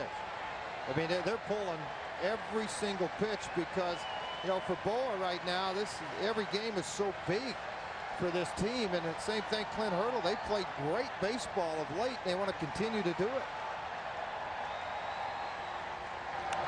Who was it Dusty Baker said, and how many years he's been managing now? What, 14? Giants and Cubs. He missed 1 pitch. 1 in his whole managerial career. Think about that. He's missed 1 pitch, not an out. He told us that story last year, and I can't remember the story behind the 1 pitch he missed. Well, he wasn't going to the bathroom in between innings. I mean, it was something that happened. He just turned his head and did not see the pitch. 1 pitch in 14 years. I've never seen Clint Hurdle leave the dugout and even get down in the tunnel in between warm-up pitches. Other than when he gets tossed out, I guess that's when he misses a few and he heads up to the house to watch on television. Larry Bowa gets to watch occasionally on TV. Larry gets thrown out from time to time. Well, he and Bobby Cox probably lead the National League in getting tossed. Bowa's been tossed 4 or 5 times this year. 5 times this year, 22 in 3.5 years as a manager. Clayton doesn't get the high heat, and Eric Milton rolls on. Aaron Miles left at first after walking. Middle of 6. It's 1-0 Philadelphia. Back spasms. Well, our clean out of here brought to you by Chevron. We had only 1 choice. That's Placido Polanco in the first inning with a home run off Jamie Wright. And guess what? That is the only run of the ball game. Jamie Wright has been terrific. Eric Milton has been 1 run better. Polanco will lead things off. He has 2 hits tonight, a home run and a single. Abreu has a double in the game. The only other hit, a Luke Collier base hit to the opposite field for Philadelphia. In the air right field, easy play for Gonzalez. 1 pitch, 1 out, just as you draw it up. And a big key for success for Milton tonight more than anything else is he's only had first pitch ball twice to ever hit his face. Amazing that. Is that not amazing? I mean, it is, but in thinking back, you just don't remember many 1-0, 2-1 counts. He's been 0-1, 0-2, 1-2 on just about everybody. It allows you to go with one of, and when you're a 4-pitch pitcher and you're in that situation, it's nice to have 4 you're throwing over the strike zone. He's got the good heat tonight, too, man, and he's locating it. Well, he has the highest run support in the National League, a little over 6 runs per start. But yet, you know, talking to the Phillies, they said, yeah, he gets a lot of runs, but even in tight ball games, it seems like he holds the opposition down, even though he's earned run average above 5. Abreu up there with Tomey on deck.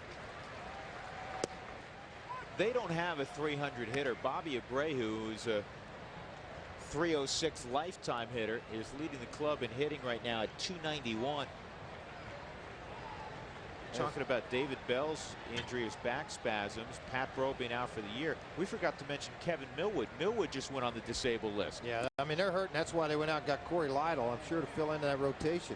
You know, you mentioned Bell. Bell right now, 13 home runs, 52 RBIs, and 371 at bats. And because Wright's on the hill tonight, Bell gets a night off. But you look at their ball club, a lot of consistency with their ball club. in RBIs, run producers. You know, you look down at, and now that Burrell's gone with his 68 RBIs, that's going to hurt. David Bell also has a little bit of a back problem, which he suffered from now for what, 2-3 years for David Bell. Needs time off from. Well, he had a herniated disc in his back last year, played only 85 games, only 2 games after July 10th a year ago. That's why he's out of the lineup tonight. 3-1 on Abreu, and that runs away. So Wright with his second walk of the ball game, and he'll have to deal with Jim Thome. He's handled Thome twice. Yeah, and look at the pitching lines on these two guys. I mean, you know, Jamie's done a nice job tonight. 5 1/3 right now, just 4 hits given up, 6 strikeouts, 2 walks. The second happening right now. But again, it's a bad situation because you got Abreu can leave the yard, Thome can leave the yard, so you're trying to be careful with your pitches, yet you create problems at times because of the walk. This is a good guy to get a ground ball on, though. Tell you that. Look at this setup defensively. This is Bonds-like defense for Jim Thome in the infield. Look at this. I mean, you see right where Castilla is. He's basically playing shortstop, and then Clayton and Miles, everybody on the right side. Because of the way Thome swings the bat, his swing is not tailored the way Bonds has that bat control. Sometimes Bonds will try to go to the opposite field with this alignment. Thome's not that type of hitter. He's going to jerk everything.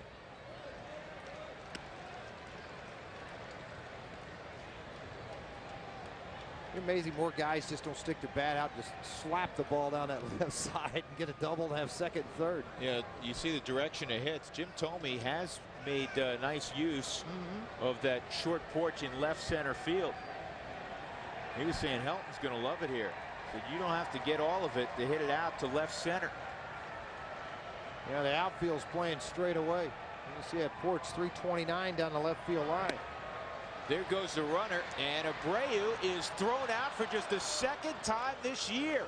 The Rockies, a team that has struggled to throw runners out, they nail Abreu and give obviously Charles Johnson credit, but Jamie Wright, because of that great move, held Abreu somewhat close. Look at the great pitch to throw on too. Vinny Castilla receives this baseball because of the pull put on. And Abreu with tremendous speed. Here comes Vinny in to catch it. Look, I like what Vinny did. He put that knee right on top of the bag, went down with the baseball to apply the tag. You know, so many guys will bend at the waist to catch the baseball. He just went down with the baseball and applied the tag. And again, Vinny, a former shortstop, so it's not unfamiliar territory for him to be covering the second base bag. Here's the 3-0 to Thome, and that's not close. So Thome has walked right behind Abreu in the 6th. 2 outs.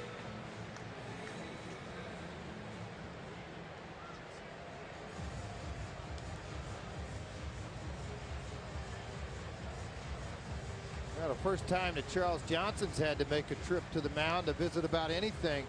85 pitches now for Jamie Wright. That's good news. He's worked deeper into a ball game now with 2 outs in the 6th than he has in any of his previous 4 starts. Now, Jamie was thrilled to be back, obviously in the big leagues, but he was thrilled to be back in a Rockies uniform. Well, a team that drafts you and you get to the big leagues with them, and then when you're traded away, it's disheartening, and you feel so comfortable at pitching in a uniform you started your career in. And I think that's where that's given him added confidence, because he wants to stay in this uniform for a while. Well, he has pitched like he wants to stay in it for a while. That's a strike, and they're going to really need Jamie Wright. Of course, with Aaron Cook having to spectate the rest of the season. And again, we wish Aaron all of the best as he is on the road to recovery.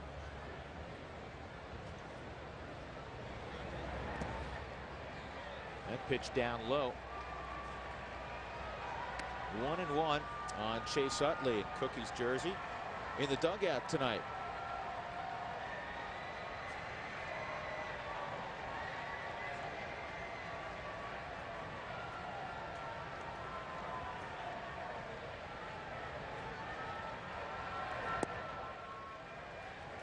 Two balls and a strike. Crowd of 42,031, and that is considered a sellout here at Citizens Bank Park. It's their 33rd sellout of the year, 10th in a row.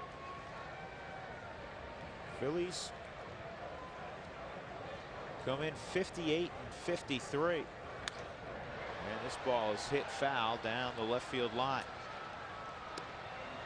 They play winning baseball. They've always come to ball games in Philadelphia. You think of that great teams they had in the late 70s, early 80s. That would be packed. It was always interesting when the Mets would get together with Philadelphia when both teams were fielding competitive clubs.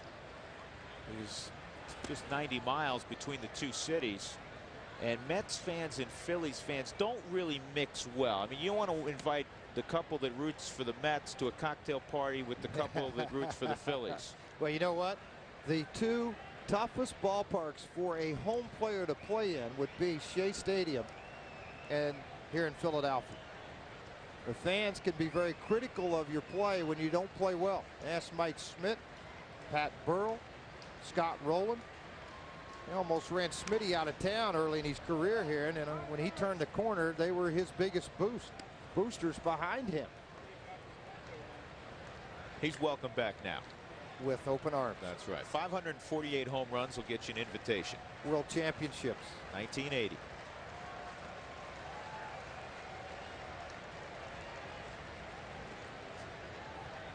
Three and two again on Chase Utley with Tomey at first. Helton's playing behind him, and that is ball four. So 3 straight walks.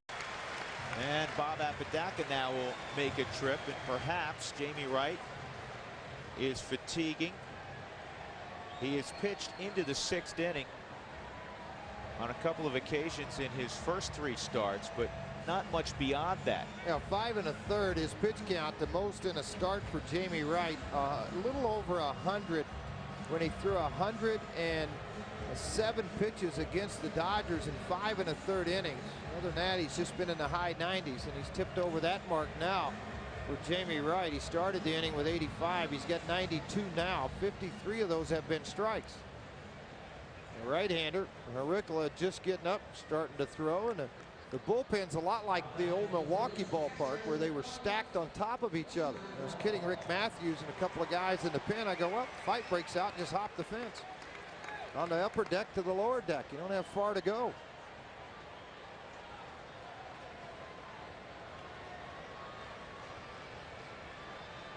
Mike Lieberthal, and that's inside on Lieberthal. Lieberthal caught looking in the first inning, and he flew to right field his last time up. The fastest way to get your release point back on a fastball is to throw a slider, because you have to get on top, you have to extend to get there on the breaking ball, whether curveball or slider. Runners at first and second and 2 outs. It's been all fastballs from Jamie Wright, and at times, even though you're a veteran guy, you have a tendency to get too aggressive and frustrated, and you try to overthrow that pitch, and when you do, it raises up in the strike zone versus staying down. So you tell your catcher, a veteran guy, would call a slider in that situation maybe and get you back on top of the baseball again. And it's 2-1. You start to walk people. I mean, you force the hand of your manager too. Ricola's getting it going pretty quick down in the bullpen, because they need him to be ready. And Jamie Wright looking for 1 out. It's 1-0 Philadelphia. It's been that way since the bottom of the first. And look out, John Vukovic. Surprised he didn't pick it. Better known as Nails' son, playing now for the Philly organization in A-ball. They had a couple of guys go through here named Nails. Yeah, they did. Nails. Lenny Dykstra? Yeah.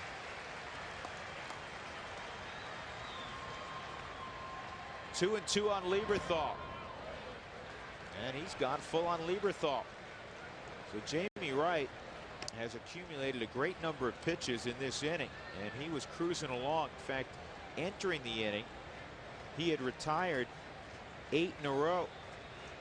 And he got Polanco leading off on the first pitch of the inning. But since that time, he's walked 3 in a row. He got Abreu with help from Charles Johnson, who Got him when Abreu was trying to steal. On the ground to Royce Clayton. He'll have to go the long way. And there the out is recorded. So it remains 1-0. Jamie Wright works out of it.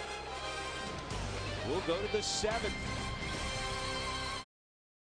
Rockies trailing 1-0 with George Frazier. I'm Drew Goodman. Nice stripe tie tonight. You like it? Yeah, what happened? Larger stripes. Shop together. Todd Helton will lead things off. Rockies have to solve the riddle of Eric Milton. Well, you know what? Milton right now, he gets more run support than anybody in the National League, a little over 6.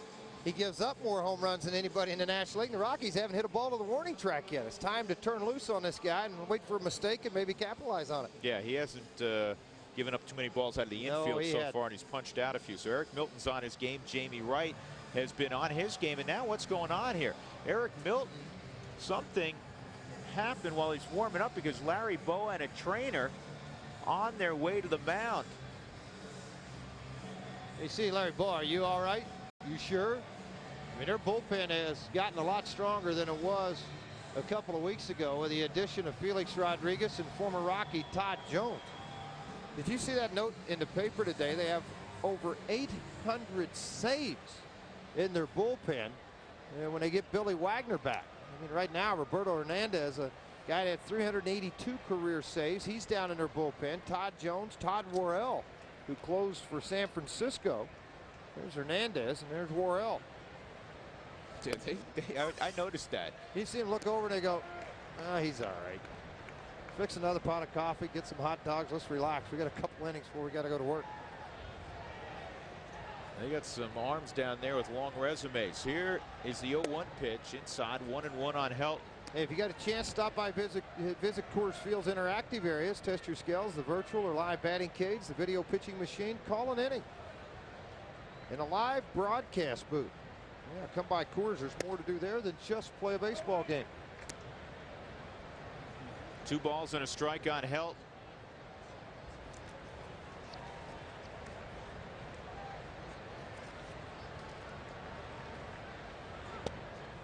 And 3-1.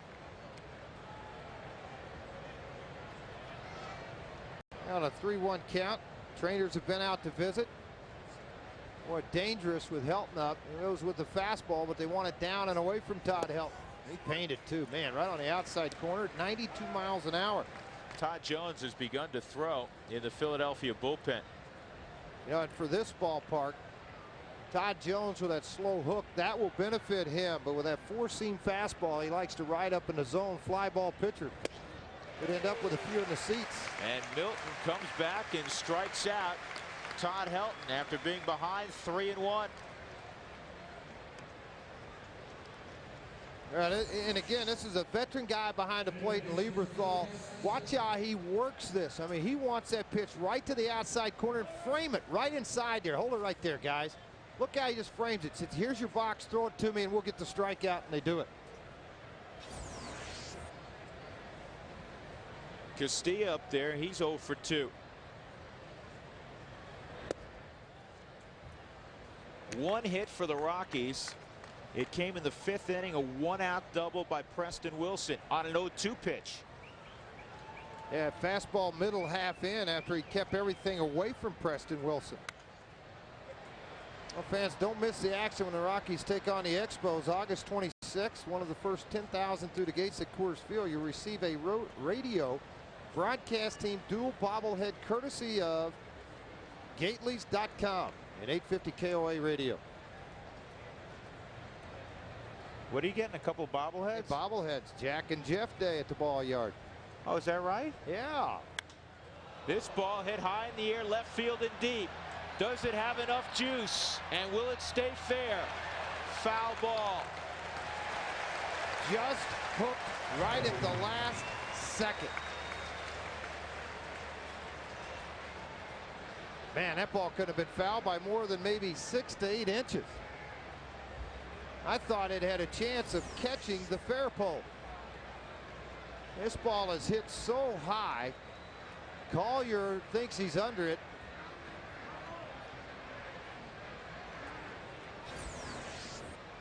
1-2 on Castilla. And Vinny drives this one deep right center. This one has a chance, but it's going to die in the middle of the track. As Abreu catches it. On a changeup to the opposite field. Vinny Castilla, just show you how strong he is. Well, these three guys right in a row, Helton, Castilla, and Wilson could tie it with one swing. So far, Helton has struck out. Castilla deep fly to right. And the only hit the Rockies have, Preston Wilson doubled on the left field line.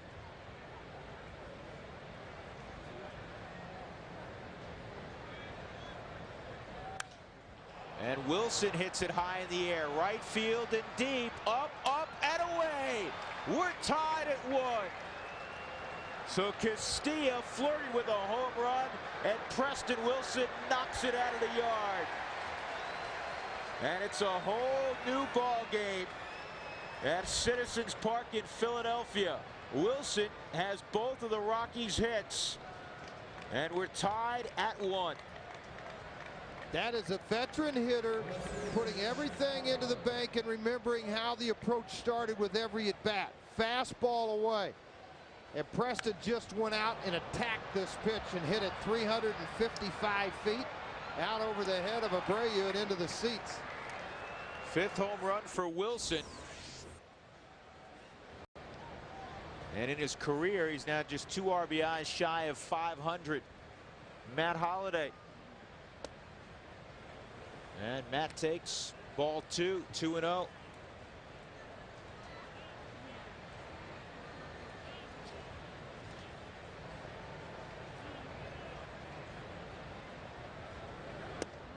You described that well, because Preston Wilson was overwhelmed his first time up against Eric Milton. And then he fell behind quickly. 0-2 his next time. He was able to get the hands out, drive the ball down the left field line on an 0-2 pitch. And he did file something away. And hits the ball out in his 3rd plate appearance. So you look at those at-bats. In his first at-bat, he saw 6 pitches. Everything was away from him. In his second at-bat, it was the fastball changeup away, then fastball in. That was the only pitch they gave him inside. Everything else was down and away. Chase Utley surprised by the speed of Matt Holliday. I watched him field that ball up the middle, and I guarantee you he doesn't know a thing about Matt Holliday.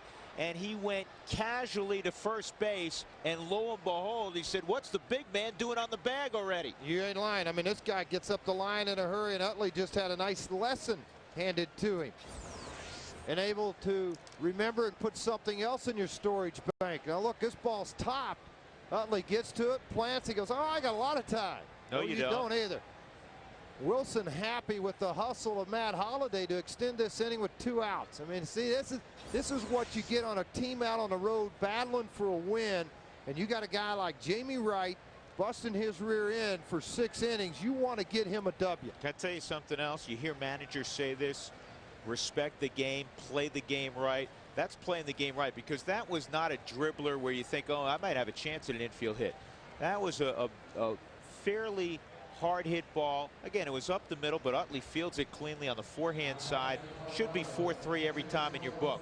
But Matt Holliday didn't concede it, busts it up the line. He ends up at first base with an infield hit. Charles Johnson fouled out and struck out in the ball game. And now Eric Milton saying, well, I guess the guy can run a little bit, so I'm going to throw over. Yeah, he's stolen 3 bases, been caught 3 times, but he hasn't been asked to attempt to steal in quite some time by Clint Hurdle. Scouting reports these days are so thorough.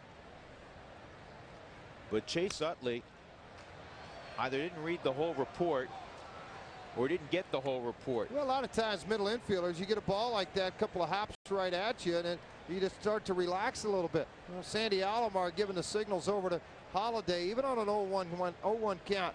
I can't really see them doing this with 2 outs and Charles Johnson up. You run the risk then of having Charles lead off the next inning versus just trying to drive the baseball. And Charles drives it to center field, and a diving catch is made by Marlon Byrd.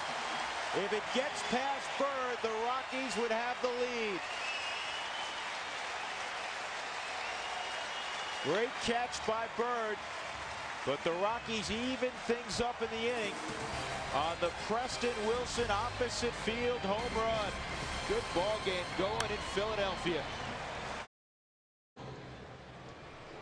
Luke Collier will lead things off. Jamie Wright remains in the game. 1-1. There have been 7 hits. This is one of those good old-fashioned. I mean, it should be Steve Carlton going against Bob Gibson, right? This is a beauty. The only damage really right now for Wright is getting the ball in the strike zone.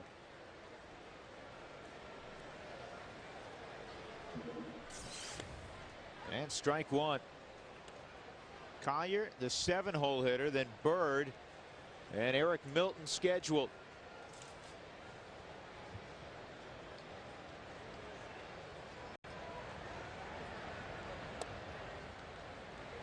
That pitch just missed. 1-1. Yeah, it was 7, 8, 9. I know Jamie Wright's pitch count just hit 100. But for Jamie Wright, when you're working 7, 8, 9 as a manager, as good as he has pitched, you'd love to see him try to get the W in this thing. Clayton's going to have to hurry. He's going to have to really hustle. Safe at first. Yeah, Royce did everything he could. Collier with a leg hit. Mentioned it earlier. This Phillies lineup has a lot of speed in it tonight. Well, it has to have that speed in it because of the guys hurt. I mean, Bell and Burrow both out of the lineup. Burrow for the rest of the year. Look at Clayton. That's the only chance he had to make that quick exchange over and then make the toss. And it's not going to be easy to turn a double play here with Collier, then Bird right behind him. These two guys have good speed.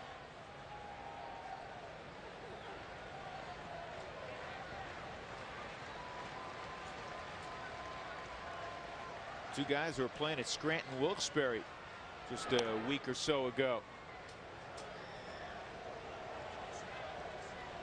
Well, the Phillies have sent Jason Michaels out into the on-deck circle to pinch hit for Eric Milton.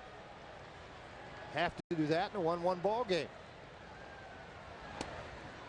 Well, that depends. And I'll tell you what it depends on. First of all, can Milton throw another inning? That's the #1 factor. But if Bird were to get on here, I would assume Philadelphia would sacrifice and maybe Michaels will come back. Well, the only reason I would counter that, Drew, is Milton has never swung the bat until this year. He's always been an American League guy and pretty feeble with what he had accomplished here. And you don't know what type of a bunter he is. Larry Bowa knows that, so that may be the reason why.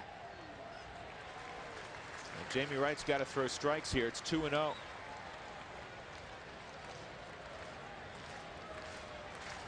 Tough break in a 1-1 game. A ball that just topped over the mound on a good pitch by Wright, and Collier's at first on the infield hit.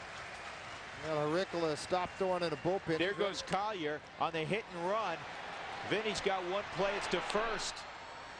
Royce Clayton scooting to third base to cover that bag in case Luke Collier took off. So Larry Bowa employs the hit and run, and it works out from the standpoint that he gets Collier with good speed in scoring position. Well, let's look at it from high home. You got the runner that starts to move here, and then Vinny's got to come because he's hugging the line late in the ball game to prevent a double. I mean, he came a long way to get that baseball and make a play on this because Bird can run. And Vinny gets it on the first hop. I mean, that's unbelievable. A snap throw to Todd Helton. So Jason Michaels will pinch hit.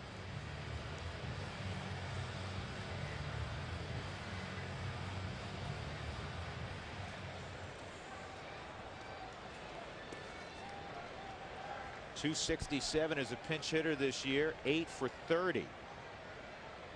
He's pinch hit more than anybody else on the Phillies roster by a lot.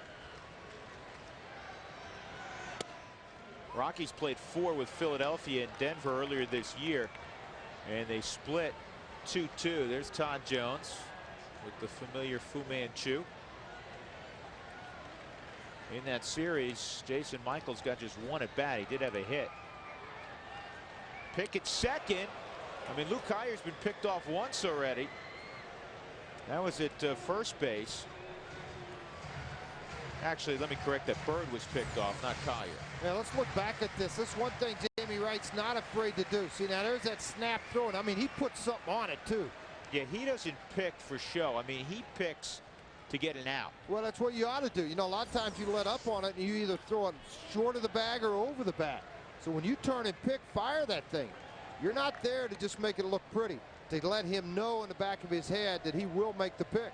Tell you what, CJ made a big play there. He's had a nice night defensively. That was a big-time block. Ball gets past him.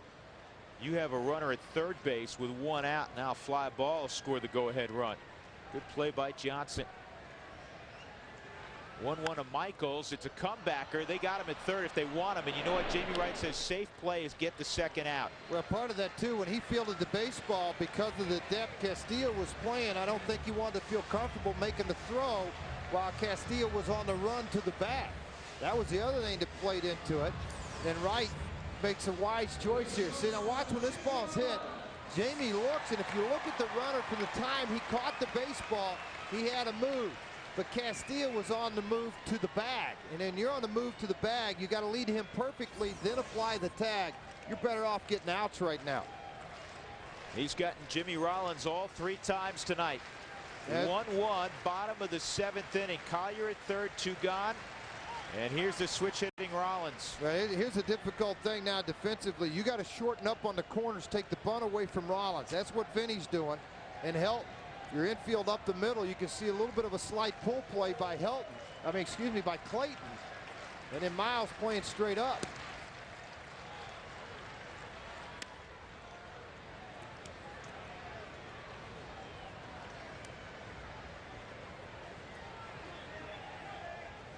Rollins an all-star in 2001 and 2002. He's been a little better this year from the right side. Jamie Wright. Strike 1-1. Jamie Wright would like to extend his streak with runners in scoring position. 0 for 32 now against Wright. How about that number? He just continues to put up zeros. Man, you just want to see him get out of this deal, and hopefully the Rockies can get a run on the board. Yeah, it's going to be a base hit for Rollins. Rollins makes it 2-1 Philadelphia. That pitch hung up in the zone. And the streak comes to an end. And opposition now 1 for 33 against Jamie. Runners in scoring position. A base hit by Collier. Big base running play, obviously, by Collier. Well, sinker down and away. Then he throws a sinker right on the outside part of the plate. Hanging slider that stayed up in the strike zone. And pitch by pitch brought to you by Quest. Polanco. As you look at Jimmy Rollins, Polanco 2 for 3. His solo home run in the first inning, the way Eric Milton was throwing, looked like it may hold up. But Wilson tied it in the last half inning with a home run.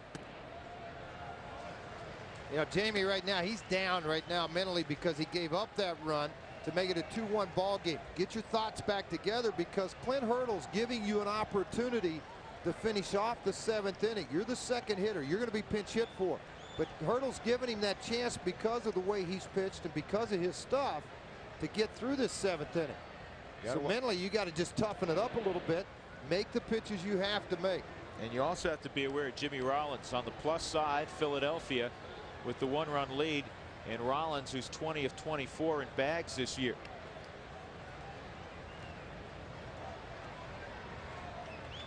It's a very good running situation from Philadelphia's perspective. He doesn't go there. That's in there for a strike.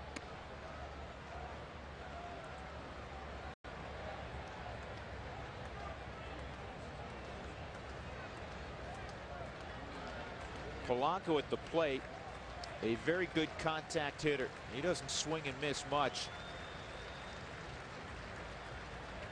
In fact, last year he was second in the National League with second fewest swings and misses by percentage.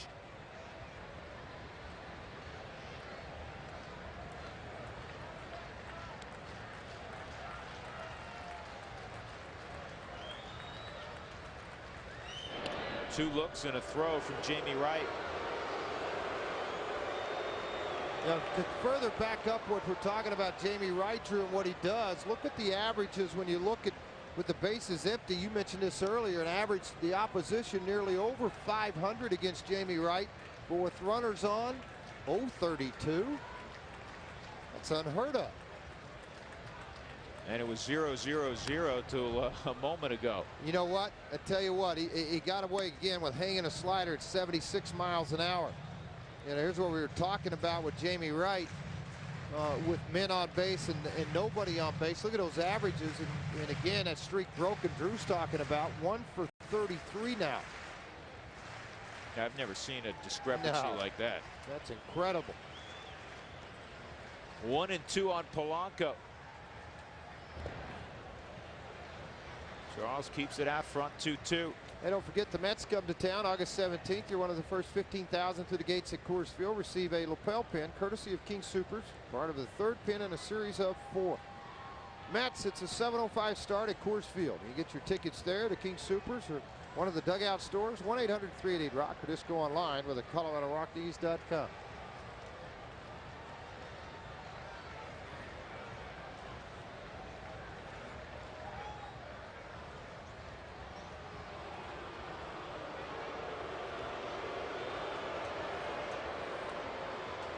I used to do that just to hear him boo. That's not all you had to do to hear him Just boo. throw him over there and throw the baseball. Yeah, you're right. Throw the ball over to first base a couple of times. Get the fans into it. Get the hitter a little impatient. 3-2. The Rockies in the top of the 8th will have Luis Gonzalez and then a pinch hitter for Jamie Wright. And then the top of the order. Biggest pitch of the ball game, really, realistically now for Jamie Wright, if he has any chance. And as a catcher, you've been watching it all night. Now make that call that you have the most confidence to get this hitter out, whether it be slider away or fastball. Good fastball at 88, still good velocity from Wright. But just his demeanor, the look in his eye, I mean, so much different. Goes back to the years when he won double-digit wins in Milwaukee. A look of confidence from Jamie Wright. Well, he ought to have confidence. He has pitched splendidly tonight, and he's pitched very well in the first 3 starts for Colorado.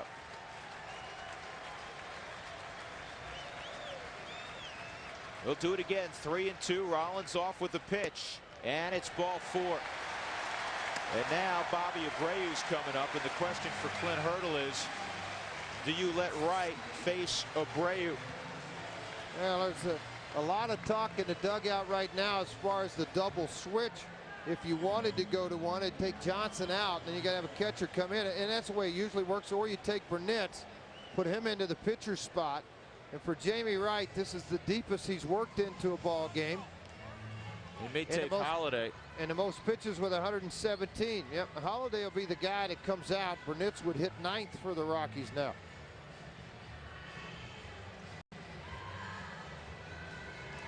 What they'll do is they'll put Burnett in right field. They'll move Gonzalez to left field. Holiday will come out. We'll tell you all about it when we. Here's the changes for the Rockies on the double switch. Burnett comes into the ball game. He will hit 2nd next inning. Luis Gonzalez flips over from right to left field. There's Bernie in right field. And Tim Hurricola is the new pitcher, so he will face Bobby Abreu. And the option for Clint Hurdle with the left-hander up there was perhaps to bring Javier Lopez in the game, a situational lefty who's back with the Major League club after spending the last couple of weeks down in AAA Colorado Springs. And you have Abreu coming up to the plate. Then you have the left-handed hitting Tomey coming to the plate. Well, Hurricola, 41st appearance, 4-2 record. Comes into this ball game on the Coors Light pitching change. He has 20 strikeouts. He gets a lot of ground ball outs. He has given up 7 home runs. Only walked 17, so this is a situation where he needs to come in and dominate right now. Left-handers have hit just 237 against him. 5 of his 7 home runs have come against left-handers. Now looking for a ground ball out in this inning and get the bats busy. Runner at second base, Jimmy Rollins. He had the RBI go-ahead base hit, and Placido Polanco just walked. So here we go. Abreu, 1 for 2 and a walk in the ball game at 291. He's driven an 80. Auricola trying to keep it a 2-1 game with 2 outs, and the fastball darts away, ball 1.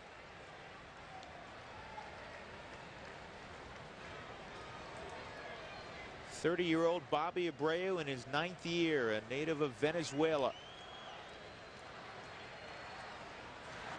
And that's on the inside corner for a strike.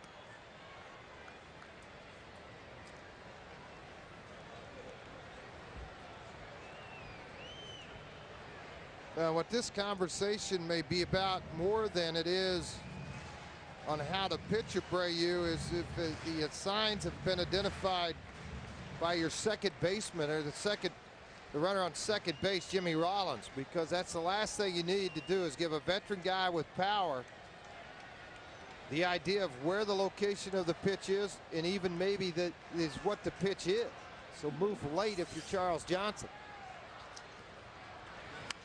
Abreu fouls it off. Not only is Bobby Abreu one of the most productive hitters in the National League, he's also one of the more patient hitters in the National League.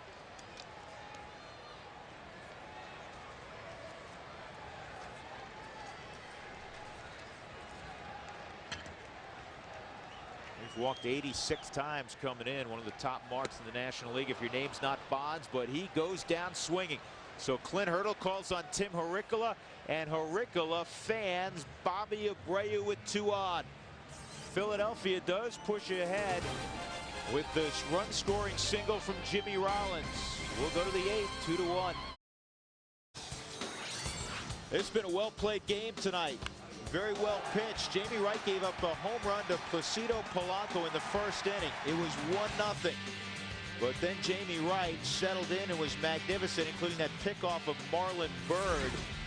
In the 5th inning, the Rockies got their first hit off of Eric Milton, a double by Preston Wilson. Wilson would do 2 bags better in the 7th, tying the game up with a solo home run. Well, Milton is now out of the ball game. Todd Jones, the one-time Rocky, is aboard. 57th appearance. He's played for a lot of folks over the years. Boy, Henry, though, he worked this year for Cincinnati Reds, last year in a playoff with the Boston Red Sox.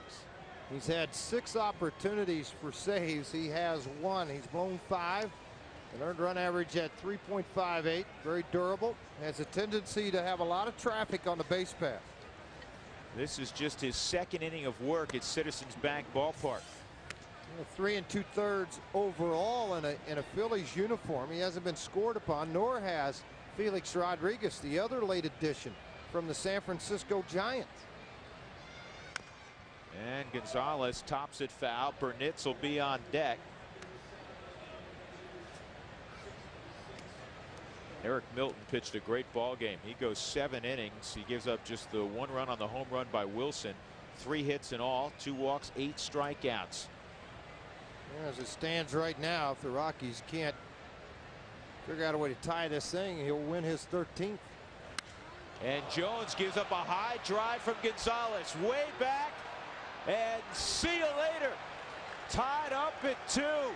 Luis Gonzalez swinging a hot bat, drives it more than 400 feet to left center. His 8th home run of the year. What a time for it.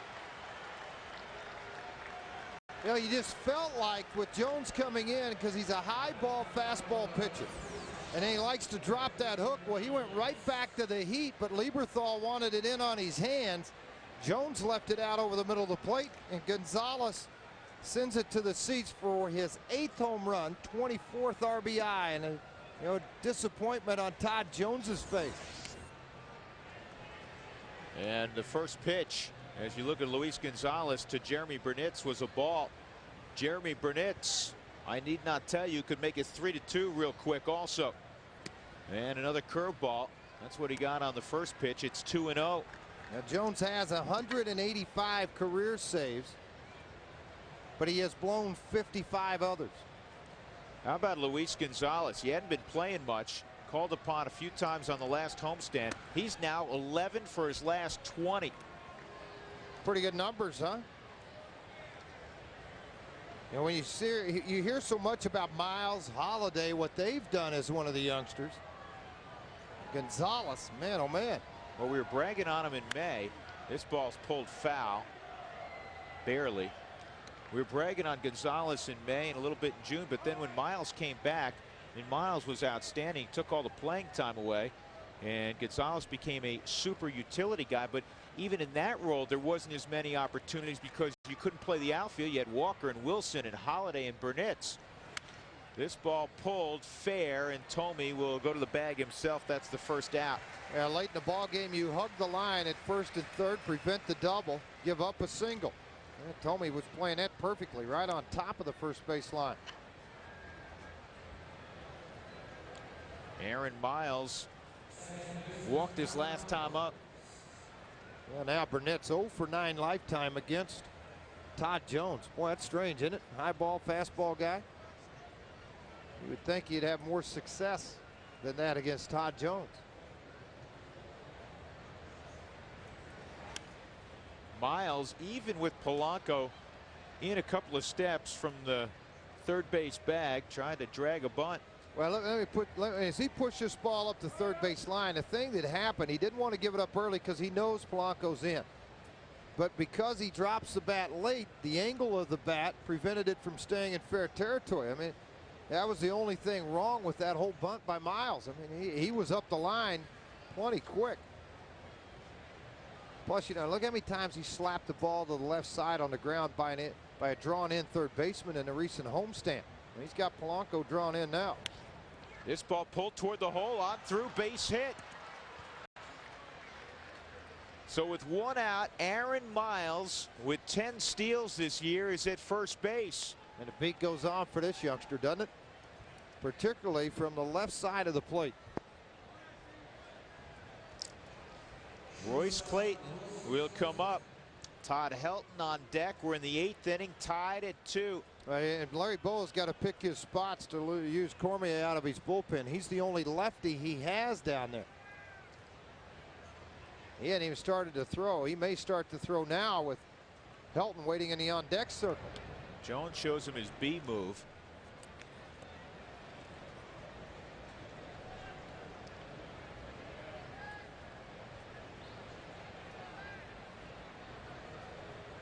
You know, Lieberthal's looking in the dugout, but it's not to get the sign for the pitch. It is for the running game whether to pitch out or not.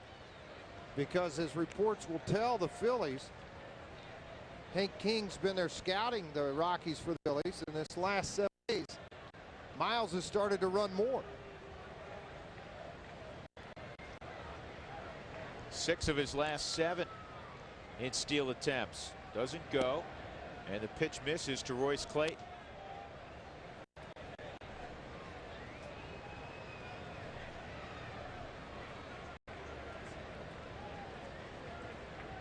Felix Rodriguez, the right-hander they acquired from San Francisco, now he's up firing in their bullpen. Todd Jones also may be reluctant to throw the curveball with a runner at first base. He goes with the heat, and Clayton swings through it 1-1. Well, as a catcher, you've got to give your pitcher confidence to throw it. Even with the guy at first, if that's the out pitch, then you've got to go to it. And as a catcher, you have confidence to give it to me. Let's get the out right here.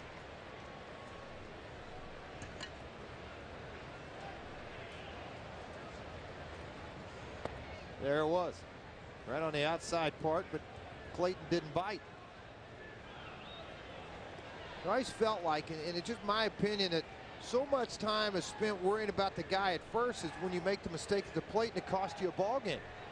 You've got to make the pitch to get the hitter out at the plate. If the guy steals second, and so be it. I've got to get this guy at the plate before I got to worry about that guy at first. And the 2-1 pitch is popped up. Tomey in foul ground. No problems with that foul pop for Jim Tomey. He catches him better in Philadelphia than Colorado.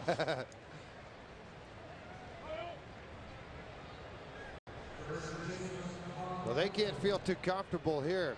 You see Todd Helton come to the plate for the 4th time in a game, and he hadn't hit a ball out of the infield. And a great situational hitter that Helton is, knowing that he needs an extra base hit to score Miles. And now it's unlikely Miles would go. And the reason being, if he was successful, Todd Jones would probably walk Helton. And even with Todd Helton up there, you're in scoring position at first base.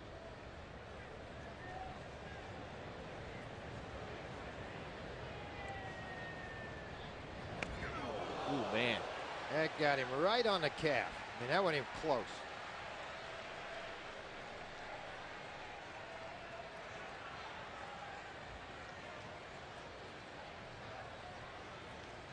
So Todd will jog to first. Miles in scoring position at second. And Vinny Castilla coming up. When it's 91 miles an hour, you'd pick up that front leg and to try to get out of the way. You don't have a chance.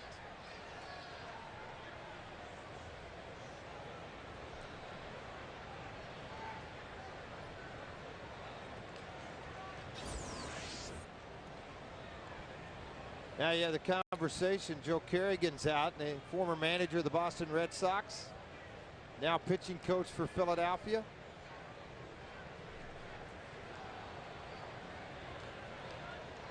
Well, they needed help in their bullpen. They went out and got veteran guys like Rodriguez, and they went out and got guys like Todd Jones. Rodriguez heating up down there, and now Kerrigan's going to come off, and you got Vinny Castilla, very good fastball hitter at the plate. Vinny tonight 0 for 3, all against Eric Milton. 2-2. Rockies trying to win their 4th straight on the road. And Vinny gets the hook.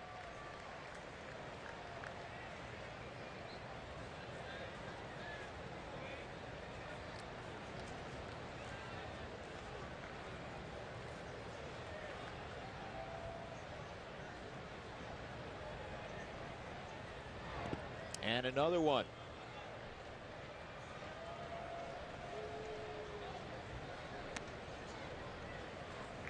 Rockies 12 and 14 in 1-run games.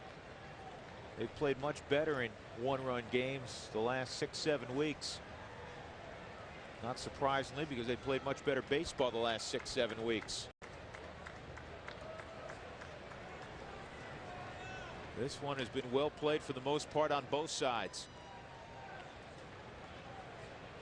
Bird rather shallow in center field. And that's in there, 1-2.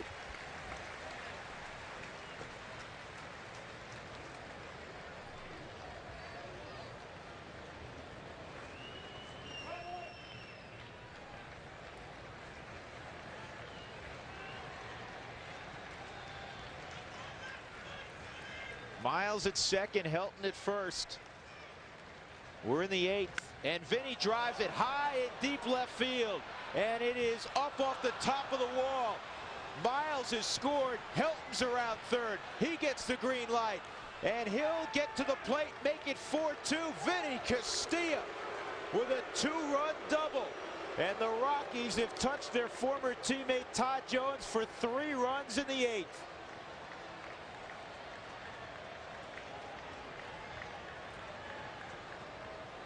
And for Vinny Castilla, a new career high in doubles with 35.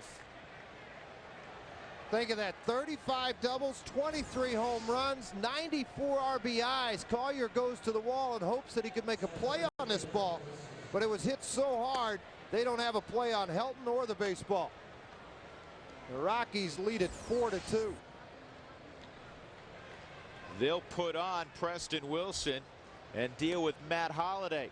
Colorado behind 1-0, and then 2-1 has tied it up 4-2. Holiday's out of the ball game. That's right. So it'll be Mark Sweeney.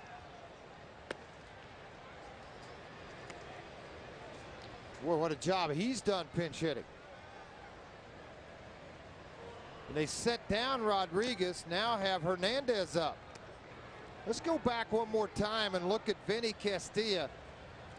Just the sweet sound of a swing by Vinny Castilla. You can tell by the sound of that one that he got it good. Vinny's thinking it may get out. Castillo with 94 RBIs. And here comes, well, Tim Hurricola. Sweeney's called back. Well, what that tells you, Clint Hurdle now, because of his success in working the 7th and 8th inning, getting out of that huge jam. You got a 4-2 lead right now. Keep your setup guy in. Keep him in, bridge the gap to Chacon to pitch the 9th, and take advantage of this right now. So, you know, that's why Sweeney gets pulled back in this situation with 2 outs. You know, remember, Simpson went 3 innings yesterday. Dolman pitched 2 innings or 3 in the day before. So, you know, with the bullpen getting chewed up twice in 2 days with Cook and Facero, this guy's probably the most rested down in the bullpen right now outside of Sean Chacon.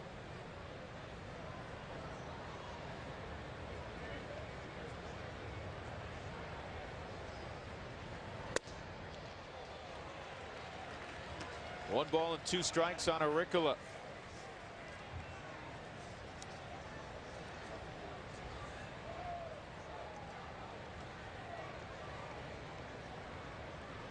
Just the 2nd at bat this year for Hurricola, and strike 3.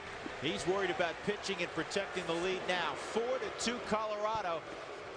And the Philly crowd booing Todd Jones as he walks off. Luis Gonzalez ties it with a monstrous home run. And then Vinny Castilla behind in the count. Got a hanging hook. Well, the Rockies didn't get their first hit tonight until the 5th inning. But they have done some damage against Todd Jones in the 8th inning. They scored 3 times. Gonzalez, his 8th home run. Vinny Castilla, a 2-run double. It's 4-2. Tim Hurricola set to go to Jim Thome. Chase Utley, then Mike Lieberthal. The shift is on. Strike 1 on Thome. 0 for 2 and a walk in the ball game against Jamie Wright. Yeah, you had a big shift as it was previously for Thome. Vinny Castilla, the only guy left on the infield, Todd Helton. And with a 4-2 lead now, as a pitcher, you can be a little more aggressive to a guy like Thome. If he leaves a yard, you still have the lead versus pitching off the plate and not having a chance and walk a guy. So be aggressive and go right at Thome. Let him turn it loose. Last thing you need is extra base runners late in the ball game. He's behind 2-1.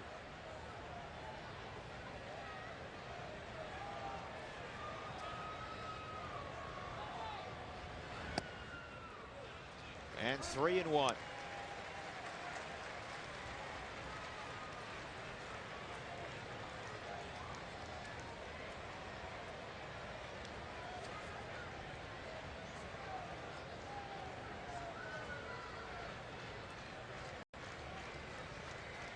Offensive count.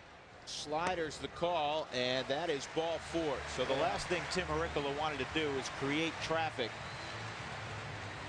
And a lot of times too, you watch a game and you watch sequence of pitches on a 3-1 count to Thome. You don't want to give in, but you don't want to do that either, where you throw your 2nd or 3rd best pitch, the slider, and not get it close to the plate.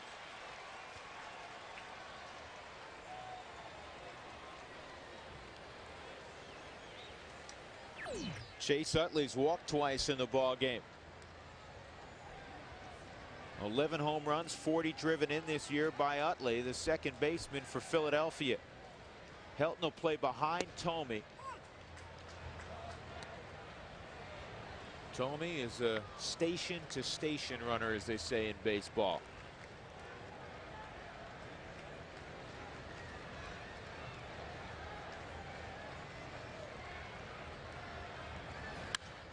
Now you put so much emphasis on not giving Thome something to hit. You got to be careful with the youngster Utley.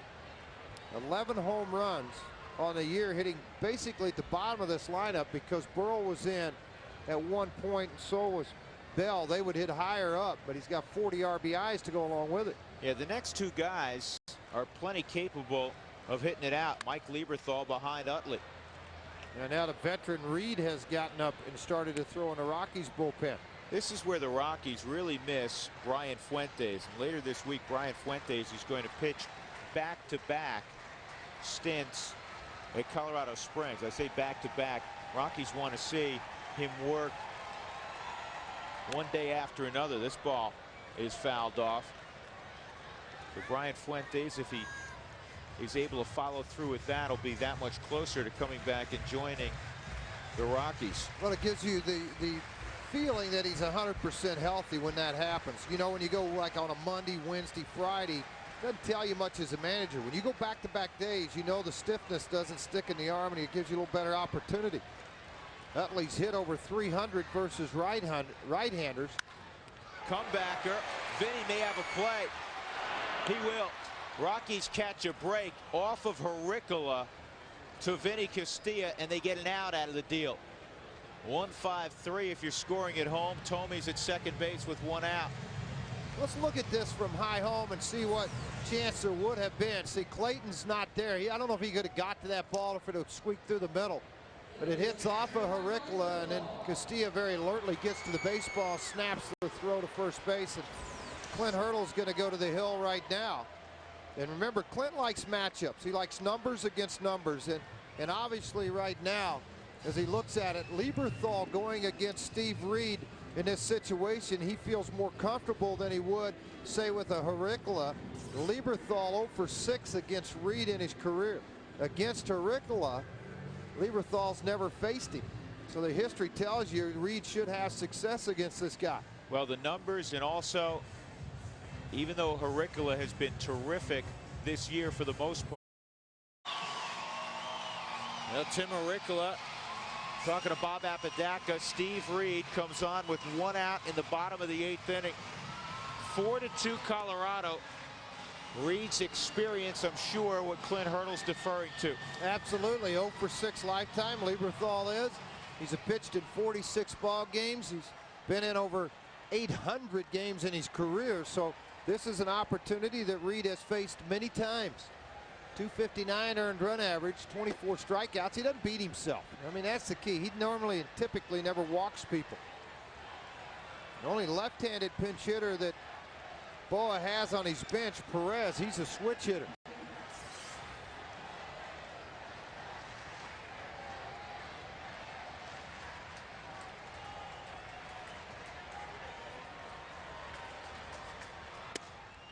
And strike one on Mike Lieberthal. The Phillies 1 for 7 with runners in scoring position tonight. The Rockies 1 for 4. Lieberthal has come up with 4 men on base and has not done anything all night. Strike out, fly out, ground out. Little everything for Mike Lieberthal, but none of it positive offensively. Here's Tomey. He walked. He's at second.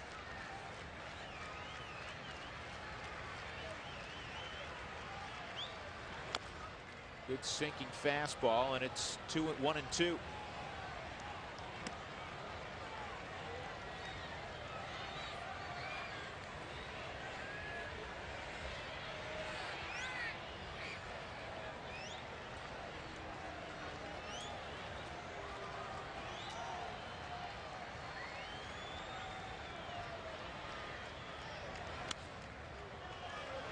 Lieberthal just does stay alive. And don't forget, August 21st, September 17th, the Military Appreciation Days at Coors Field. All military ID card holders, families, and veterans are eligible for special discounts on these days.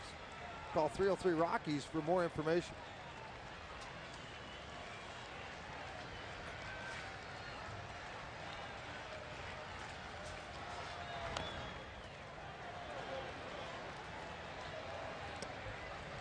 Mike Lieberthal's been a Philly since late 1995. The most tenured of the current Philadelphia Phillies.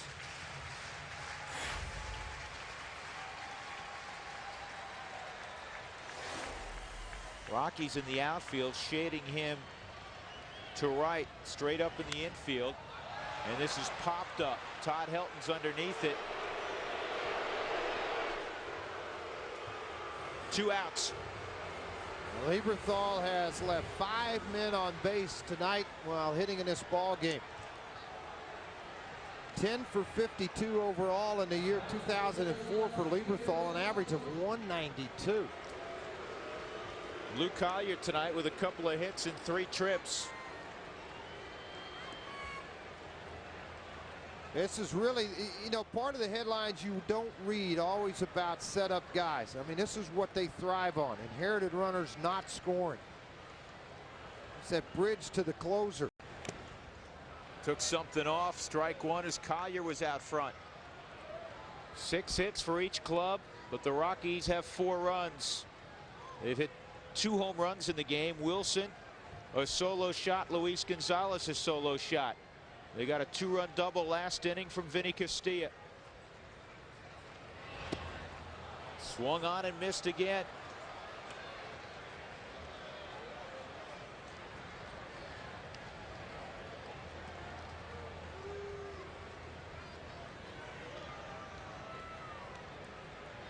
Well, play pitcher here, George. Play Steve Reed. You go to your slider, or you come inside. Well, you got an 0-2 count. You've got so many choices available. Just keep it away from him and get it way out of the strike zone.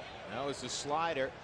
They check it out at first base with Wally Bell. No swing. Collier, who doesn't play every day, you would think might have a tendency to be over aggressive and go after a pitch out of the strike zone. That's what Reed had hoped for, and it made the pitch away from him. You just don't want to put anything in the middle half in with that short porch in left field.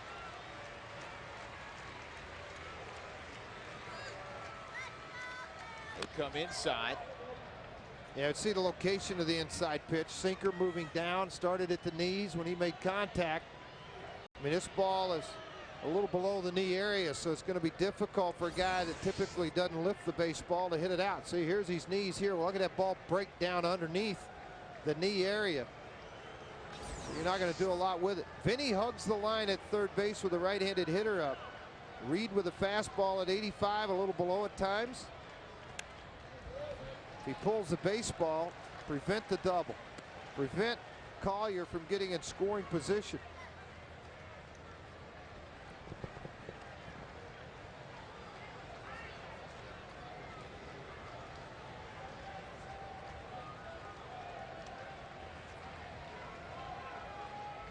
Tomey's been kicking the dirt around second base for a while. He walked leading off the inning. There are 2 gone. Strike 3. So Steve Reed comes on, and he gets Lieberthal and Collier. 4-2 Colorado. We're off to the 9th inning at Citizens Bank Park in Philadelphia.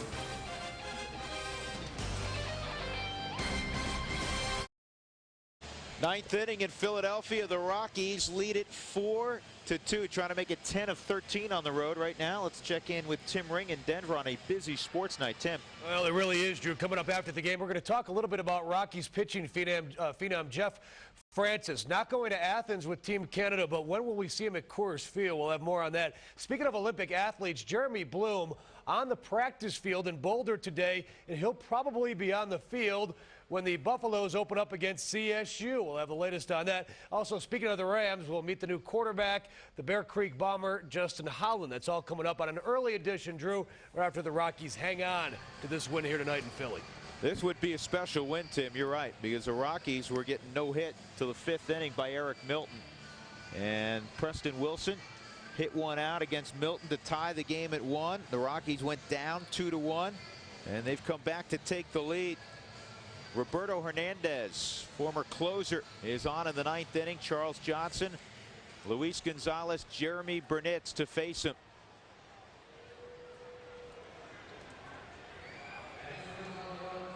How about the job Steve Reed did?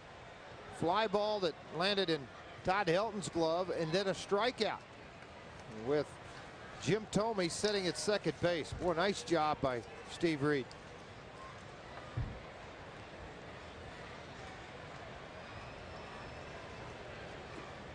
A great job by Reed. Rockies in the top of the 9th, settling in now against Roberto Hernandez. Good swing by Johnson. Johnson was robbed of a double his last time up on a diving catch by the center fielder Marlon Byrd.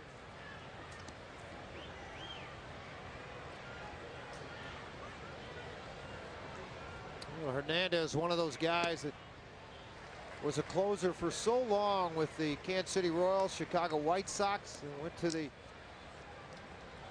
Atlanta Braves a year ago, 47 games now that he's appeared in as a setup man.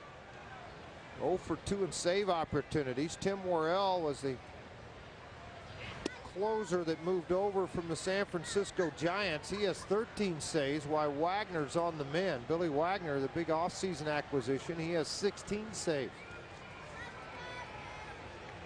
And they thought they were really set up in the bullpen after the acquisition of Billy Wagner, but Wagner went down.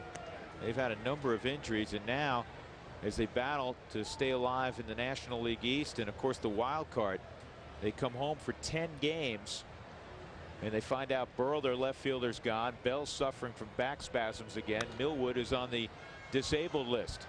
Well, they pick up Corey Lytle, but where else do you go to get power this late in the season, even though you're in August? Because of the divisional races that are so tight right now, the teams that do have the power, they're not going to give them up.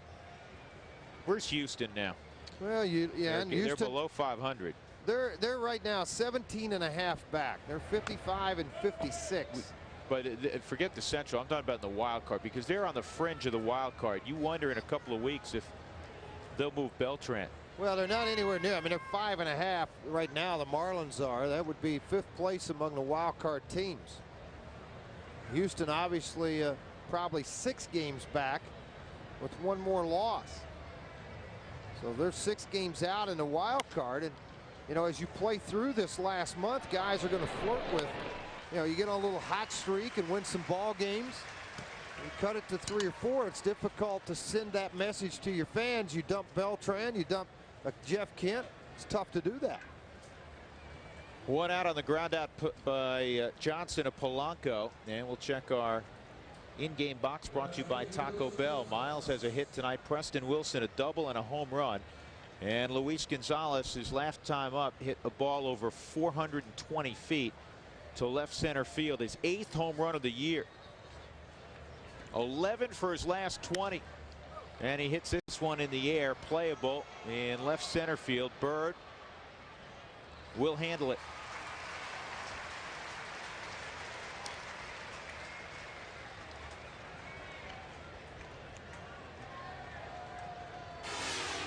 Well, our Just for Men rejuvenating play of the day.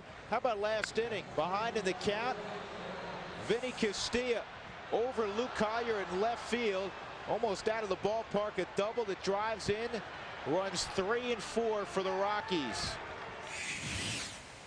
Our Just for Men rejuvenating play of the day. 2 outs. Burnett takes a pitch high and tight for a ball. 4-2 Colorado in the bottom of the 9th inning.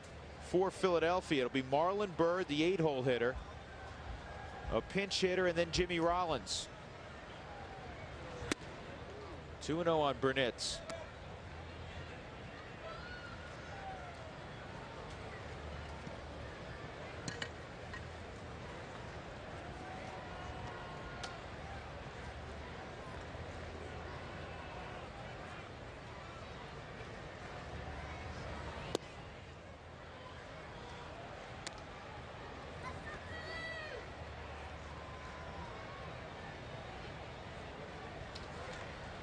Miles on deck if Burnett reaches 3-0. And on 4 pitches, Burnett's to first.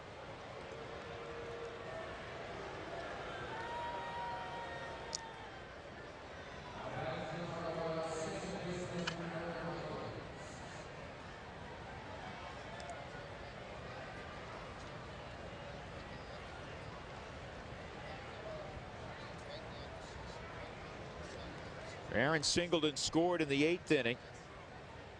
He's been on twice tonight.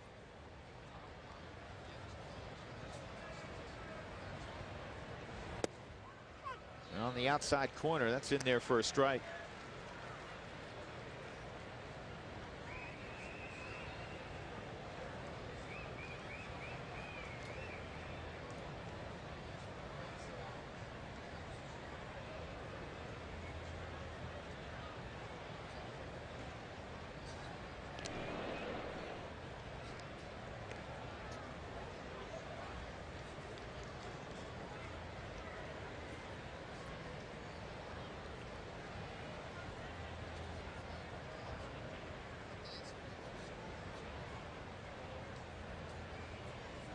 Here's the 0-1 to Miles. And he fouls it back. Roberto Hernandez, 320 career saves. And he's appeared in more games in Major League history than any other pitcher from Puerto Rico. 810. Willie Hernandez is second on that list with 744.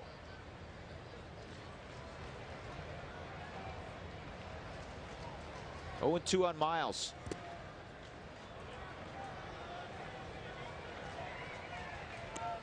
Sean Chacon is warmed up and ready to go.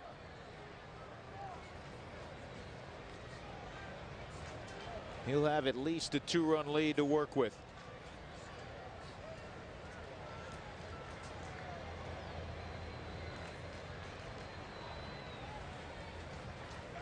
And for Chacon, despite some rough goes, Burnett takes off and it's popped up. Chacon is 13 of his last 15 in save opportunities. He'll try to make it 15 of 16 when we come back to Philadelphia.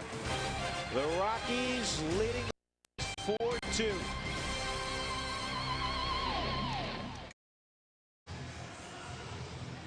Bottom of the ninth inning in Philadelphia. Colorado 4, Philadelphia 2.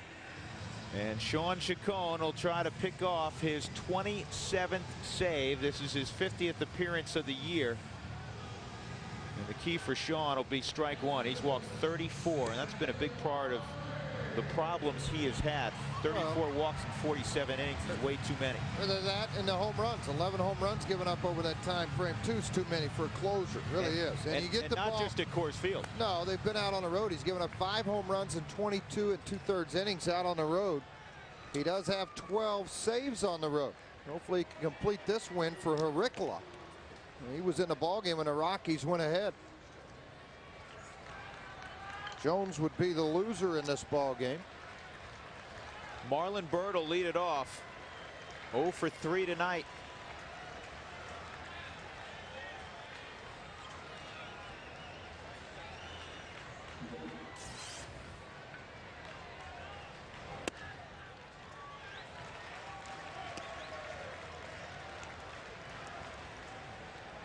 Tomas Perez, a switch hitter, the only left-handed side bat available, is on deck. That's in there, 1-1. 8, 9, and 1 in the Phillies lineup.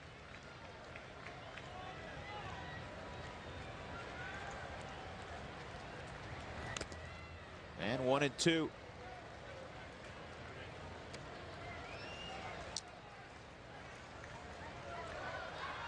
Eric Gagne in LA is one of the rarities that when you throw as hard as like a Chacon or a Gagne that can decrease velocity off of that curveball and just drop it in the lap at 65 to 75 miles an hour. When you concentrate so hard on trying to overpower a thing. Whoa, where's that? Somebody got locked up. I think his name's John Hirschbeck behind the plate. Chacon made the pitch for the strikeout. Yeah, he's had a good size zone all night. I was shocked that wasn't strike 3. Marlon Byrd may have been shocked also. Here's the 2-2. Go back to it. He got him. Nasty curveball. So Sean Chacon, so important obviously, particularly with his history this year, to get number 1. And the way he took the approach all fastballs, he dropped the curveball and he said, you know what, I'm going to go right back to it, but I'm going to bite off more of the plate. See, that ball's in the center of the plate with a huge bend to it. 12-6 curveball, and he gets the strikeout. Perez and 0 for 0 against Chacon in his career. Has not swung the bat against him. He started him with a curveball out of the zone. Rollins waits in the on-deck circle. He's 4 for 9 lifetime.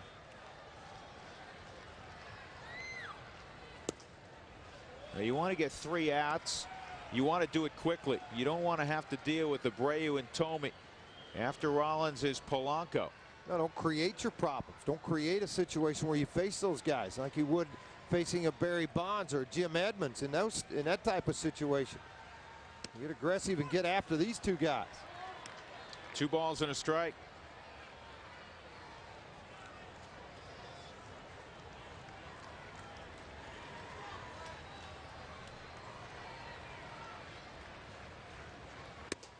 And 3-1.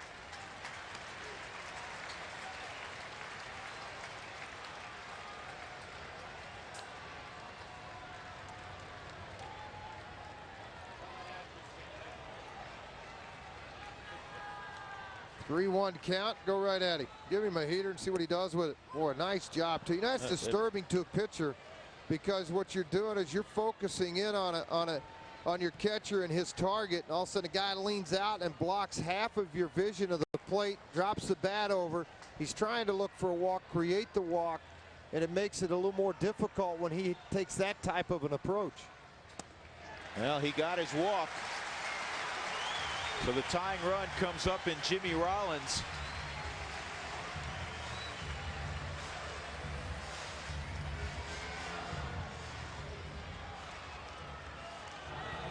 Perez never swung the bat. He was taken on 3-1. He got to 3-2, and then the pitch was low and inside. Rollins is 1 for 4. It looked like he had the big hit of the night, a single with 2 outs to score Luke Collier to give Philadelphia a 2-1 lead, and that's way outside.